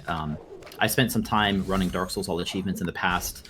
I primarily run indie games, including Ori, and including games like Super Meat Boy, Soul Sanctuary. By the way, some friendly spikes here. I've ran Super Mario Galaxy, a number of things, Little Nightmares. I plan to get into Ori 2 speedrunning pretty heavily when the game comes out next week. And I also, as far as streaming, I also stream game development sometimes. I'm trying to, make the video games, so I stream that sometimes. Those are really cool to watch. And Muffin? I'm Covert Muffin. I laugh like Teehee, and I speedrun things. I guess if I was to be recognized from somewhere, I've done a bunch of GDQ performances, but I've also performed for ESA sponsored marathons, as well as just various other online events throughout the ages. But with Ori in particular, I really latched on to the randomizer. I've done stuff with all skills, and I've participated in each all skills tournament except for one But for the Warrior Randomizer tournaments, I've been in the grand finals of every single one except for one of them. Because I love it. But besides that, just honestly, I don't know what else to say besides that. I'm literally trying to rake my brain to figure out where these sunstone shards are, man. Man, I'm in the same boat, except I need, well, I'm in a similar boat, except that I really need another water vein shard. I also still haven't found the Grove relic, and I'm trying to think, what have I not checked in Grove? I thought I full cleared it. I mean, clearly I didn't, but I thought I did. I definitely find that's one of the tougher things about a mode like this. I mean, on the one hand, it's quote unquote like just go clear everything. Surely that's easy or whatever. But when you're trying to do it fast, you will make mental models where you just kind of say, okay, like I have checked these various parts, so I don't need to think about that. And particularly if you do that with, oops, I didn't actually check this pickup, but then I set my mental model as like, yep, I have checked this. Like, you're just dead until you like manage to rewire that in your mind. So Muffin working on his last relic, and Grim also working on the last couple, but the Grove one in particular was being a little bit of a pain. Yeah, especially in like cases like this where we have to run multiple seeds in a row. It's like I would not be surprised if I just completely glazed over like a certain pickup that I needed to check. Glazed. Hey, if you pay attention to my screen, here's a laser. I can just go through it. This game So is that's great. kind of fun. I'm looking for that horror relic. So even though Sense isn't teching these things, I still need to check them. I also finally found my third water vein shard. So I'll be going and checking. Yeah, I'll be going and checking Ginto shortly, just while I'm in this room. I mentioned in the last seed that as part of the 3.0 plus versions of the randomizer, we added kind of artificial pickup locations to activating the different groups of horror. So that's what I just did. I activated one. And with that, I'm actually going to kind of back out immediately. And the reason is that it's going to be hard for me to climb up through the rest of horror without having Bash. Do I have Bash? I don't think I do. I have Bash. I forgot that I had Bash this whole time. Alright, so it turns out getting up through horror is easy because I've had Bash the whole time. Agreed with every one of the things that you said. Boy, if that loses me the seed, I'm going to be an unhappy camper. I mean, I still only have one sunstone shard. Oh no! So... And how many? 146 pickups? Cool. I have, just for context, I'm at only 105. Wow. This would be me getting luckier than Muffin in many ways. Yeah, and the interesting thing too is that in this particular seed, like, you haven't save scummed that many pickups. Again, save scum being the term where you get a pickup and you're like, I didn't really need this, and my save wherever it is right now is in a better spot than I currently am. So I'll just go ahead and take an intentional death, and that'll put me back at my save point. And Grim hasn't done that too much in this seed. Of course, a couple times he has done, just because it has been advantageous. He is now in the Ginso tree, having found his water vein, his third shard, allowing him access. Muffin earlier was able to get access. If you look at his tracker, you see that he does not have all the water vein shards. He doesn't have the full key. That's the top left icon in the center. Instead, he found the Ginso teleporter, which allowed him to access a little bit later on in the dungeon. But thanks to your stomp and charge jump and some other stuff, you can actually just navigate Ginso tree backwards, which is another really cool thing that you get to see in the rando that you just would not have an opportunity to do in the base game. And like another really important thing to stress is that you still need 2 shards to be able to make use of Ginso teleporter. So like, yes, I'm not going to say anything because it would be kind of a spoiler to Grim if he hasn't found the Ginso relic yet. But I did find it, but yeah. Yeah. So at this point, I'm choosing to go back to Mount Horror. I cannot believe I forgot I had Bash. That's embarrassing. But I can use that to check a number of pickups. Mount Horror is a vertical kind of zone where the intended form of progression, I didn't mean to kill that thing, that's fine. The intended form of progression through Mount Horror is to go up to the top and then clear your way through 4 rooms on the left and 4 rooms on the right. Instead, in the open world version of the randomizer, or open dungeons is technically different, right? Don't ask me logic questions right now. It's been too long. Well, the point is that I can traverse Horu using different logic because the lava is already gone. There we go. Yes. Yeah. No. Yeah. Open dungeons mode. There we go. That's just the default as well. Yeah. Which is separate from open world. Yeah. Actually, this is one of the more recent-ish things that we've done in the randomizers to make the dungeons be a little more open and accessible. And another thing being that key doors can be opened from the back, which is something that Muffin did several different times during the course of the Ginza tree, whereas Grim didn't need to do that inside the Ginza tree because he had already, he had come from the front. Yeah, so at this point, I'm just going to clear, Horu as optimally as I can. This is not my last relic, unfortunately. I still need to find Grove, and I'm still racking my brains to remember what I haven't checked. Clearly there must be something. I'm just having trouble remembering what it is.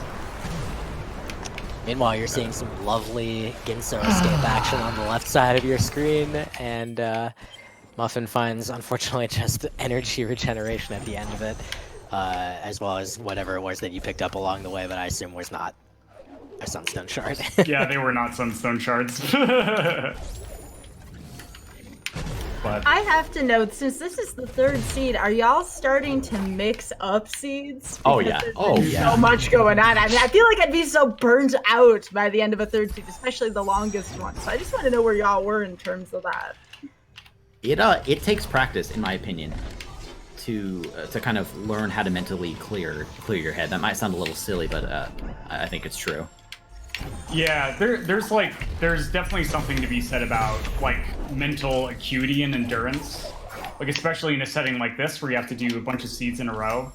For me myself, I'm used to like grinding through a lot of seeds because like if there was a rando tournament or something, I would be doing something like, I don't know, 3, 4, 5 seeds a day, depending on that day.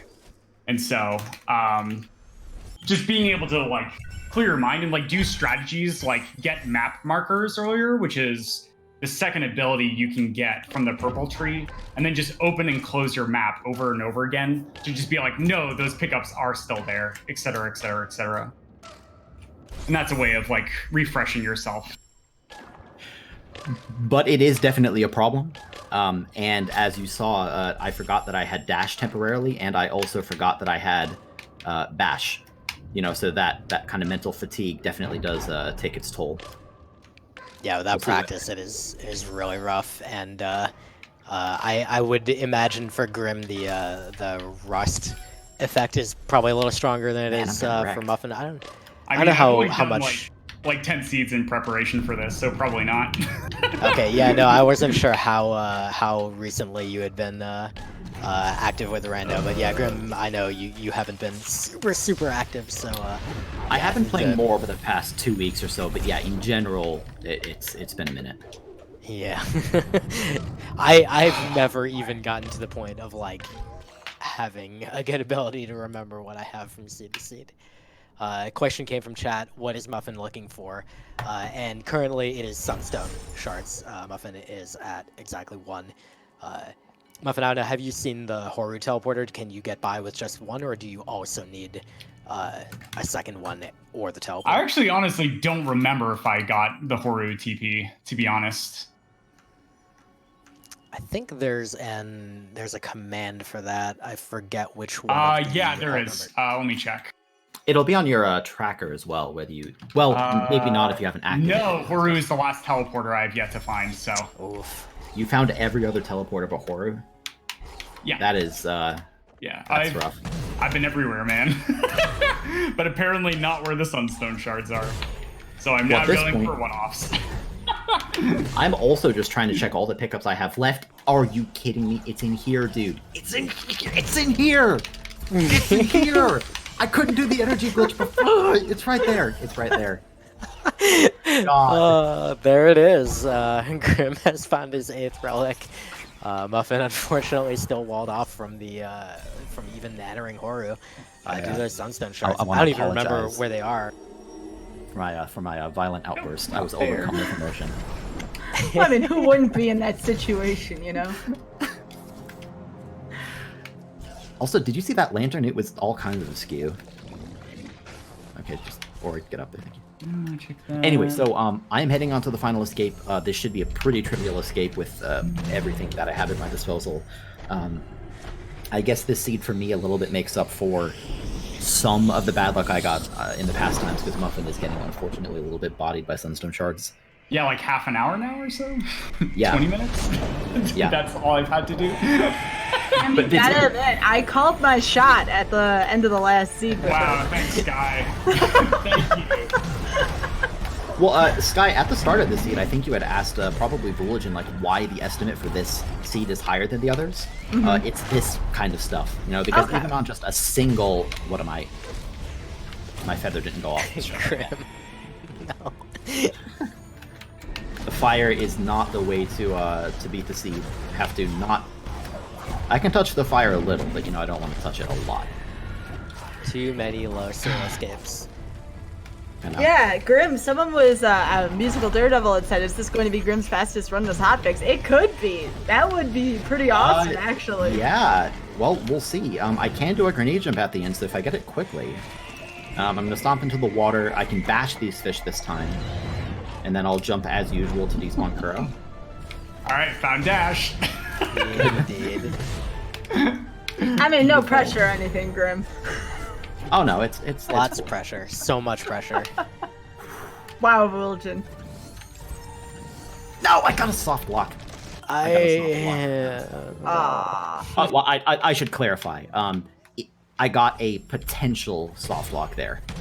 If I hadn't quit the game, I would have soft locked. And that's indicated as the Ori turning from right to left. Yeah, that's that trick is basically the last like gauntlet at the end of a typical RTA speedrun of this game, and it's really hard, and that soft lock is possible to do, and then you are very, very sad because it costs you like 40 seconds or whatever. So Muffin found Dash.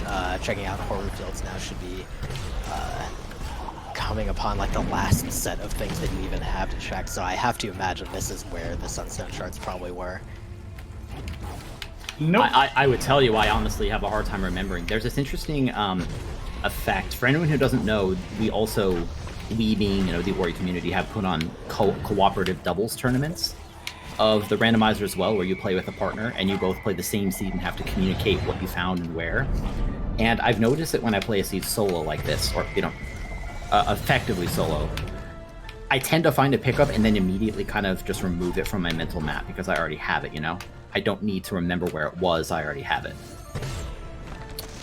And so that's where, like, in this situation, I want to be able to tell Muffin where the Sunstone Shards were, and I honestly don't remember.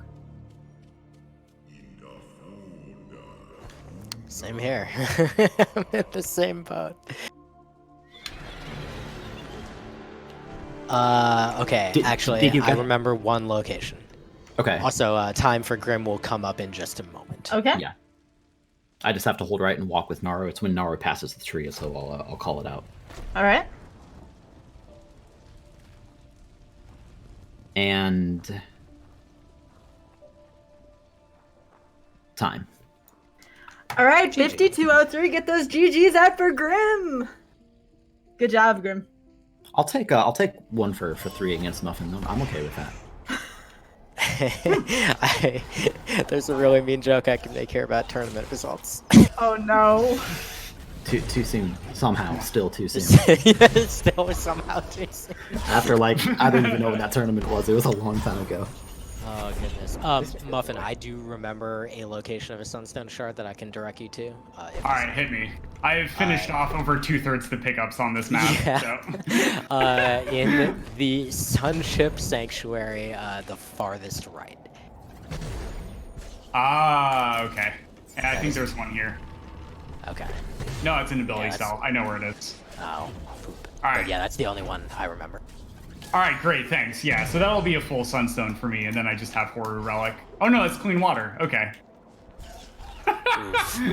Oof.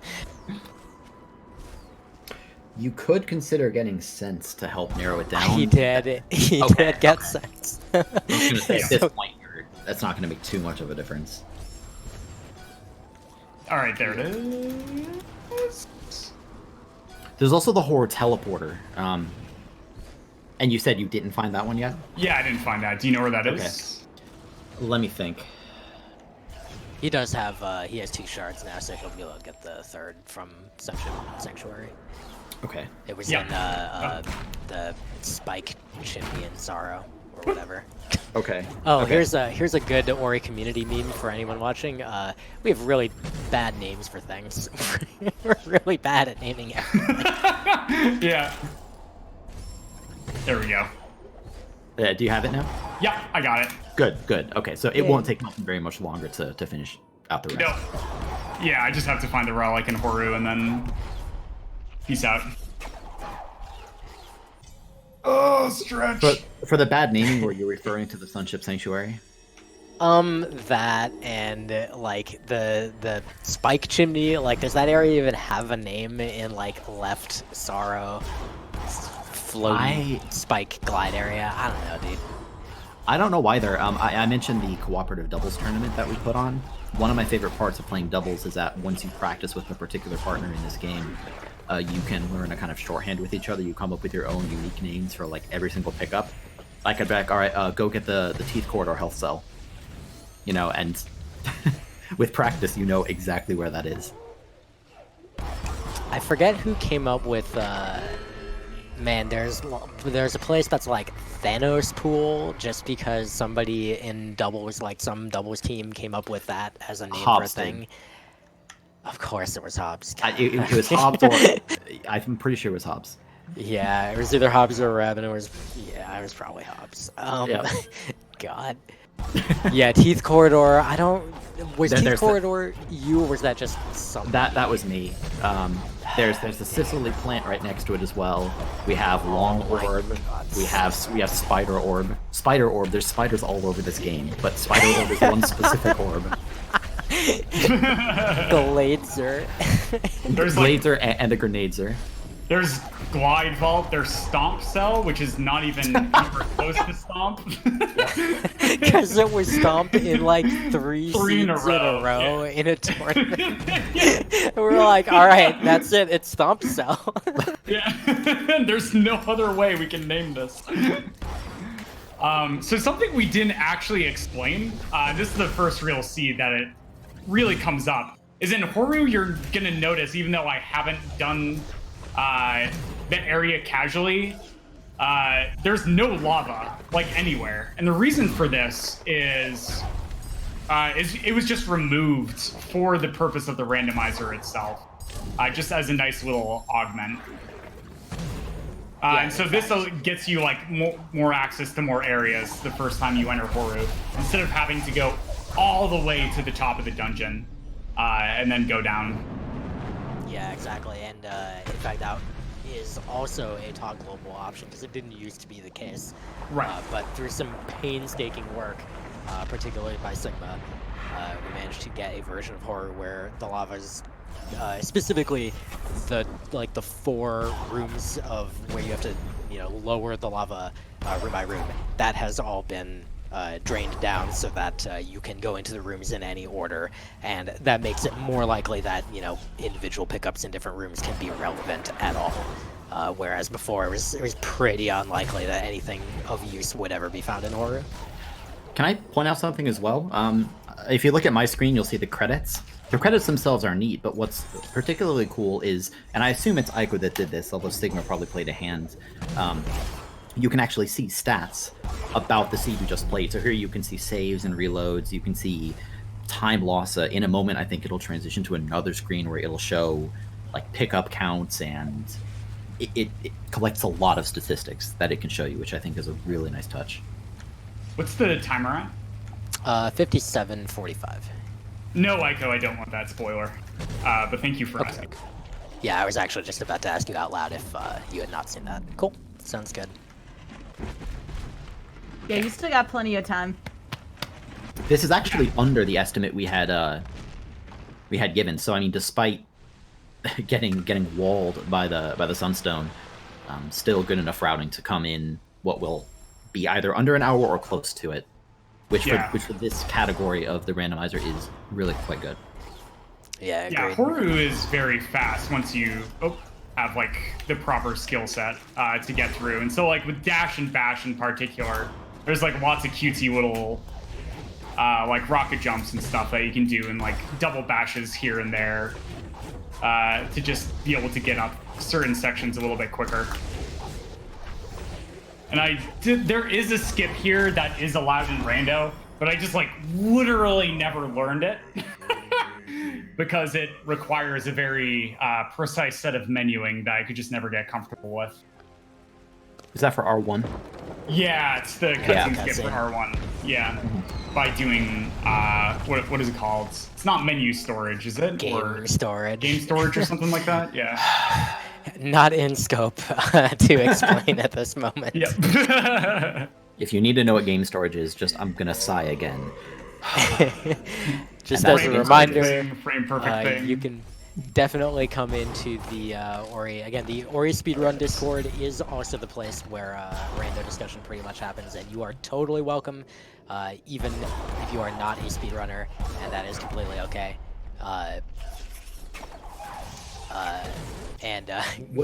seeing Ico in chat like, oh, you know, this is fine. This is very easy to explain. Like, should we mention while we have Muffin, like you're gonna finish out the scene, no problem. While we have a minute, should we discuss that other game that comes out in a week?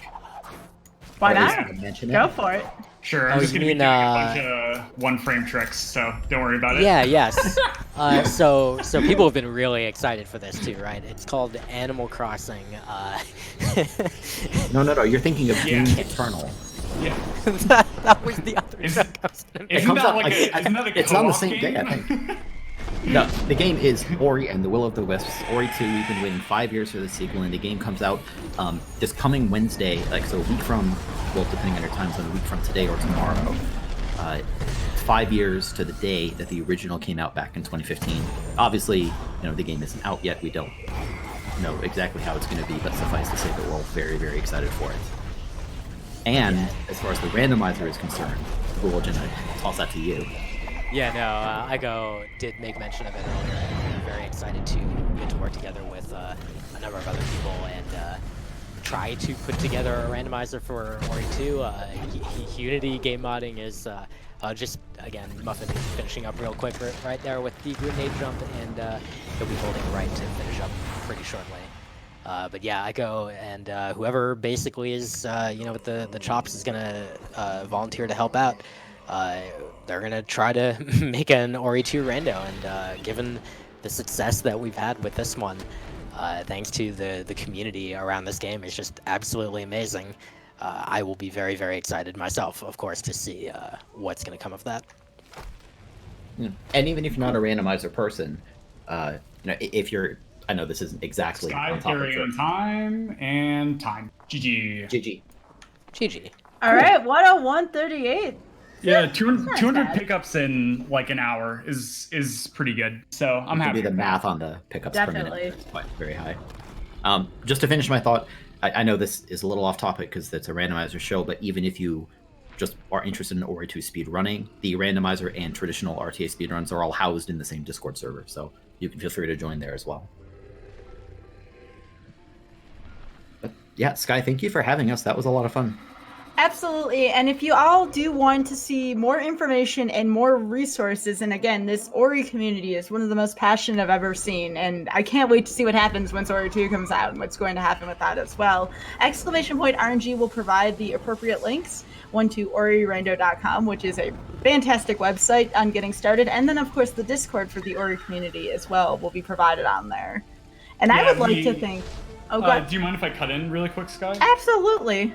We have also like text channels that are designated directly for the randomizer itself. So if you ever have questions as what's in logic or how to use the resources themselves, everybody in the Discord is super friendly and super welcoming. So picking up the randomizer is just always been a pleasure to see so many people come in and just try it out even. Yeah, thank you.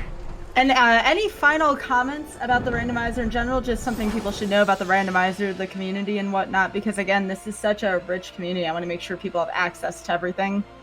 A lot of sure. I'll start off. A lot of like Ori is about like finding the skills and being able to build off of that. And it usually isn't to the middle to the end of a playthrough where you actually are able to combine a lot of things together to have a lot of fun around the majority of the map.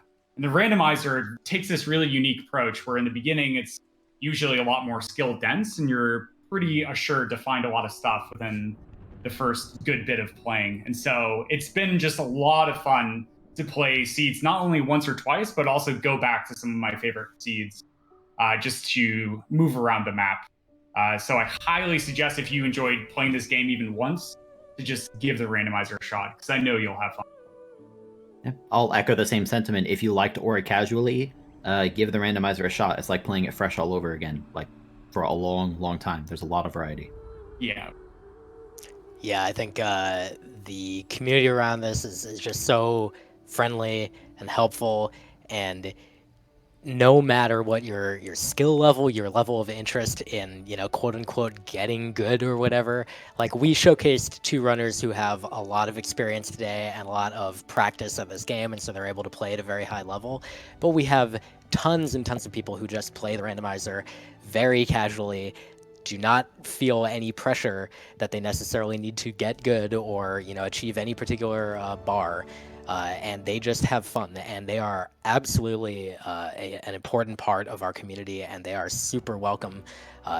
It's just so much fun to play and talk about this game and be part of it all together, that I invite all of you to come along and join us. And when Ori 2 kicks off in just a week or so, it's going to be great. Yeah, we really can't understate just how welcoming everybody is.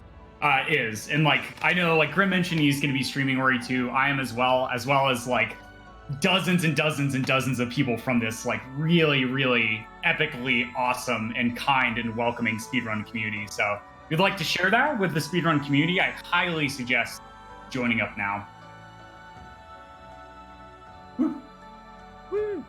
Yeah. All right. Thank you again, Sky. Yeah, oh, thank you, Sky. absolutely. And please follow all of these fantastic runners and commentators. We have Covert Muffin, we have Grimelios, we have Religion, and then of course we also have Aiko as well. And Rad Insane too. So please give everybody a follow, and for a few announcements here again. So remember that Random Number Generation is brought to you by viewers like you. If you would like to support the stream as well as the other awesome programs on GDQ Hotfix, please consider subbing to the channel. As for GDQ-based announcements, remember tomorrow at 7 p.m. Eastern, right here, will be Testing Grounds featuring Light Matter, a new puzzle game where you try to avoid the darkness and use light to move around rooms. Also tomorrow, and a huge point here, SGDQ game submissions and volunteer submission forms will start. Please go to gamesdonequick.com for more information. And with that, I believe we're going to go to a host. Please support the person we're hosting. It's going to be within the Ori community, and I believe you all will enjoy this. Again, thank you to everybody. I'm Skybilz from Random Number Generation. We will see y'all in 2 weeks. Thank you so much for your support, folks.